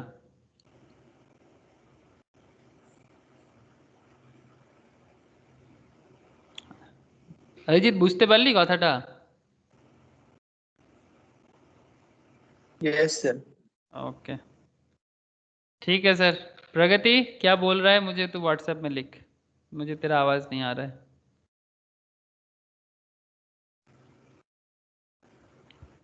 ओके सर, ठीक है. विक्रांत, ऋषभ, ओके टाटा फिर सबको. আর স্যার বলছিলাম যে এখন কি ইন্ট্রাডে করা যায় না, মানে যাবে না? কেন যাবে না? যে কোনো মোমেন্ট ইন্ট্রাডে করতে পারবি. না এখন মানে করোনা কালে প্রফিট পাবো কি পাবো না এরকম হয় কি? না না, এরকম কোনো ব্যাপার না. যে স্টকগুলোতে মুভমেন্ট আছে সেগুলোতে কেন ইন্ট্রাডে করতে পারবি না? কি রে সুমিত, ইন্ট্রাডে করতে পারবে না? রোজই করা যায়. ইন্টারনেট করতে গেলে তো সকাল 9টা ক্যান্ডেলস্টিক 15 ভালো থেকে 3:30 এনি টাইম ইন্টারডে হয়. ডেলি 9:15 to 3:30 প্রত্যেকদিন স্টক কি মুভমেন্ট করছে না? আরে স্টক কি মুভমেন্ট করছে না? দেখ স্যার মুভমেন্ট তো করছে, কিন্তু ইন্টারনেট করতে গেলে ক্যান্ডেলস্টিকটা ভালো করে বুঝতে হবে. ঠিক আছে, এক্ষুনি তোরা অল্প অল্প কিছু কর. ঠিক আছে, ক্যান্ডেল, হ্যাঁ তার জন্য টেকনিক্যাল অ্যানালিসিসটা বুঝতে হবে. ঠিক আছে, তার জন্য তোরা যদি টেকনিক্যাল পড়তে চাস তাহলে টেকনিক্যালটা পড়, তাহলে আরো ভালো বুঝতে পারবি ইন্টারডের জন্য. ভালো কথা বলেছিস স্নেহাশিস. স্যার সুমিত কি গ্রুপে আছে স্যার? হ্যাঁ সুমিত কি হ্যাঁ গ্রুপে আছে আমাদের? হ্যাঁ সুমিত গ্রুপে আছে, সুমিত গ্রুপে আছে, সুমিত আছে, বলছি অনুভবদা আছে, শুভ সুমিত আছে। দাদা সুমিত অনেক বড় বড় তোদের থেকে, অনেক বড় তোদের থেকে। ও সরি সরি আরে ঠিক আছে, ও জানে না, ঠিক আছে, নো ইস্যু। ঠিক আছে, ঠিক আছে, তোরা গ্রুপে জান তো, জিজ্ঞাসা কর তো। ক্যান্ডেল স্টিক গুলো শেখার জন্য টেকনিক্যালটা শিখতে হবে। টেকনিক্যালের ক্লাস অবশ্য চলছে, যদি কারো মনে হয় টেকনিক্যাল শিখবে বা ফান্ডামেন্টাল শিখবে, every Saturday technical class start করেছি মর্নিংটাতে। যেমন এটা সন্ধ্যাবেলায় এটা চলছে बेसिक्सটা, मॉर्निंग में 9 साढ़े 9 बजे सैटरडे को, मतलब टेक्निकल एनालिसिस का क्लास मैंने स्टार्ट किया। अगर किसी को लगता है कि मैं टाइम दे सकता है तो वो स्टार्ट कर सकता है, वो अलग बात है, वो अपना अपना पर्सनल चॉइसेस है। लेकिन आई होप यू अंडरस्टैंड सर, ठीक है অরিজিৎ? ঠিক আছে, বুঝতে পারলি তো? কি রে? Yes sir. আরে কর, গ্রুপে ডিসকাশনস গুলো কোনো এমনি ডিসকাশন নয়, এগুলো ভাইটাল ডিসকাশনস, এগুলো মানে রিজনেবলি দেওয়া হয়, মানে কারণ করেই দেওয়া হয়, সবাই অ্যানালিসিস করে। সুমিত আছে, অনুভবদা আছে, ঠিক আছে, অনুভবের সাথে বোধহয় কথা হয়েছিল তোর, তারপরে তোর শুভ আছে, আমিও বলতে থাকি, আমি একটু লং টার্মগুলো বেশি বলি, কারণ ওই ইন্ট্রাডের জন্য আমার রোজ ক্লাস নিতেই আমার সময় কেটে যায়, है ना? ठीक है, तुम लोग स्टार्ट करो ना सर, फिर आगे आगे बात करता हूँ। ओके, और कोई कुछ पूछेगा? স্যার একবার শুধু টাইম পেলে স্যার ইন্টারনেট ট্রেডিং একটা ডেমো দেখিয়ে দেবেন sir. Intraday demo? Intraday trading এর ডেমো? আচ্ছা ঠিক আছে, তাহলে ওটা সকালবেলা করাতে হবে। ইন্টারডে মানে বেশি কিছুই নয়, আমি তো দেখিয়েছি, বাই করবি সেল করবি, এবারে মুভমেন্ট বুঝতে গেলে তোকে একটু টেকনিক্যালটা বুঝতে হবে, মানে মার্কেটের মুভমেন্ট বুঝতে গেলে টেকনিক্যাল অ্যানালিসিসটা বুঝতে হবে। আমি যে বাই সেল করাগুলো দেখিয়েছি ওইগুলোই, ঠিক আছে? বাই করলি, ধর 9টা 15-তে বাই করলি, মোটামুটি গ্রুপটা ফলো করলে, গ্রুপ ফলো করলেও হবে, গ্রুপে তো গ্রুপটা ফলো করলে মোটামুটি বেসিক ইন্টারনেটে করা যাচ্ছে। বেসিক এন্ট্রি করতে পারবি। এই তো স্ন্যাচেস করছিস তো নাকি? হ্যাঁ বেসিকটা হচ্ছে, বেসিক হবে। অনুভব বেসিকটা হয়ে গেছে। অনুভবদা যে রিসার্চ গুলো করে দিচ্ছে, শুধু এখন তো ফলো করে করে দেখ না, कि যেগুলো দিচ্ছে मतलब जो एक्चुअली अनुभवदा दे रहा है ना, आप लोग उसको देखो, ट्रैक करो, वो डेली, मैं रोज ही देखता रहता हूँ, वो तो देता रहता है, मेरे साथ भी बात करता है। তারা এগুলো দিচ্ছে, ওগুলোকে ফলো করে স্টপ লসটা সেভাবে মেনটেন করছি। হুম, 5 টাকা 10 টাকা যখনই হচ্ছে তখনই ছেড়ে দিচ্ছি। হ্যাঁ ঠিক আছে, ও তো টার্গেটও দিচ্ছে এখানে, যেমন ধর কালকে দিয়েছে, হ্যাঁ টার্গেট ফ্রাইডে দিয়েছিল। আদানি পোর্টের ব্যাপারে কেউ জিজ্ঞাসা করেছিল, ও সেখানে একটা আনসার করেছে। তারপরে আদানি গ্যাসের ব্যাপারে, একটা পাওয়ারের ব্যাপারে বলেছে, ঠিক আছে? তারপরে তারও আগে যদি ডিসকাশন দেখিস, এইচডিএফসি লাইফ টার্গেট ছিল 680, stop loss 667, ICICI Lombard target 466, stop loss 14,400, Apollo hospital target 3,380, stop loss 3190। আমি তো দেখিয়েছি কিভাবে স্টপ লস লাগাতে হয়। একটু প্রথমে হালকা করে কর, আরো কত স্টক আছে, 200 টাকা 400 টাকারও স্টক আছে। টার্গেট লক করা যায় স্যার? হ্যাঁ, স্টপ লস লাগালেও কি অসুবিধা? আরে স্টপ হ্যাঁ লস লাগালে টার্গেট লক, মানে প্রফিটে ধরো 800 টাকা দিয়ে কিনেছি, কথায় কত স্টপ লস করলাম 720, এবার আমি টার্গেট করলাম যে 815 টাকা হয়ে গেলে অটোমেটিক সেল হয়ে যাবে। হ্যাঁ, যদি ওটা অটো ট্রিগার করে রাখিস হবে। অটো ট্রিগার করা যায় তো হ্যাঁ, সেলে? সেল ট্রিগার করে রাখলে হবে। ঠিক আছে, নাহলে একটা মর্নিং একটা দেখিয়ে দেবো কি আছে যখন মার্কেট লাইভ থাকবে। কি সুমিত, একটা তাহলে লাইভ ক্লাস দেখাতে হবে, ফ্রাইডে, মানডে টু ফ্রাইডেতে দেখাতে হবে, তাই তো রে? হ্যাঁ স্যার। একটা তাহলে হ্যাঁ মানডে টু ফ্রাইডে একটা ওই যখন stop market loss market trigger price ওরকম দিয়ে একটা দেখালে বেটার হয়, মানে বুঝতে করতে পেরেছি। পারবো তাহলে। ঠিক আছে ঠিক আছে, তাহলে ওই মানডে থেকে ফ্রাইডের মধ্যে আমি দেখছি, কাউকে একটা বলছি, সুমিত আছে, অনুভবদা আছে, এদেরকেই একটা বলছি। আমি থাকতে পারলে থাকবো, যদি অন্য ক্লাস না চলে আমি তাহলে আমিও থাকবো কিছুক্ষণ। ঠিক আছে সুমিত, তাই এদেরকে দেখিয়ে দিস তো সুমিত। হ্যাঁ দাদা, ওকে ওকে, ঠিক আছে দাদা, okay okay good night. Okay, चलो टाटा, बाय सबको। Bye sir. Bye sir. Bye sir.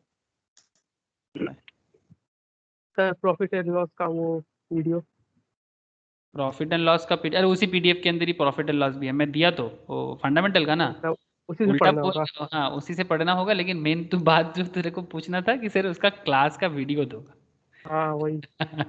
PDF तो दे दिया, क्लास का वीडियो। अच्छा, प्रॉफिट एंड लॉस का पीडीएफ मतलब ऐसा, तू मेन एनुअल रिपोर्ट मांग रहा है कंपनी का? नहीं सर वही मतलब वीडियो ही बोल रहे थे, जैसे आप हाँ वो देखते तो ज्यादा समझ आता है ना। हाँ हाँ, मैं वीडियो दे दूंगा। अरे वीडियो ना एक्चुअली क्या है, वीडियो सब कुछ अपलोड किया हुआ है, बट थोड़ा बहुत इधर उधर हो गया है, मुझे ना उसको सजाना पड़ रहा है, तो इसीलिए मुझे तुझे देने में थोड़ा टाइम लग रहा है। ठीक, तो क्लास में ठीक है है सर, कोई बात नहीं। मैं दे दूंगा। हाँ हाँ वो ठीक अभी है। अभी प्रेजेंट क्लास को समझ में आ रहा है ना? हाँ हाँ वो समझ हाँ में। ठीक है, वो मैं दे दूंगा, मैं मुझे पता है देना है ठीक तुझे। है सर, ठीक गुड नाइट सर। है, ओके चल, गुड नाइट।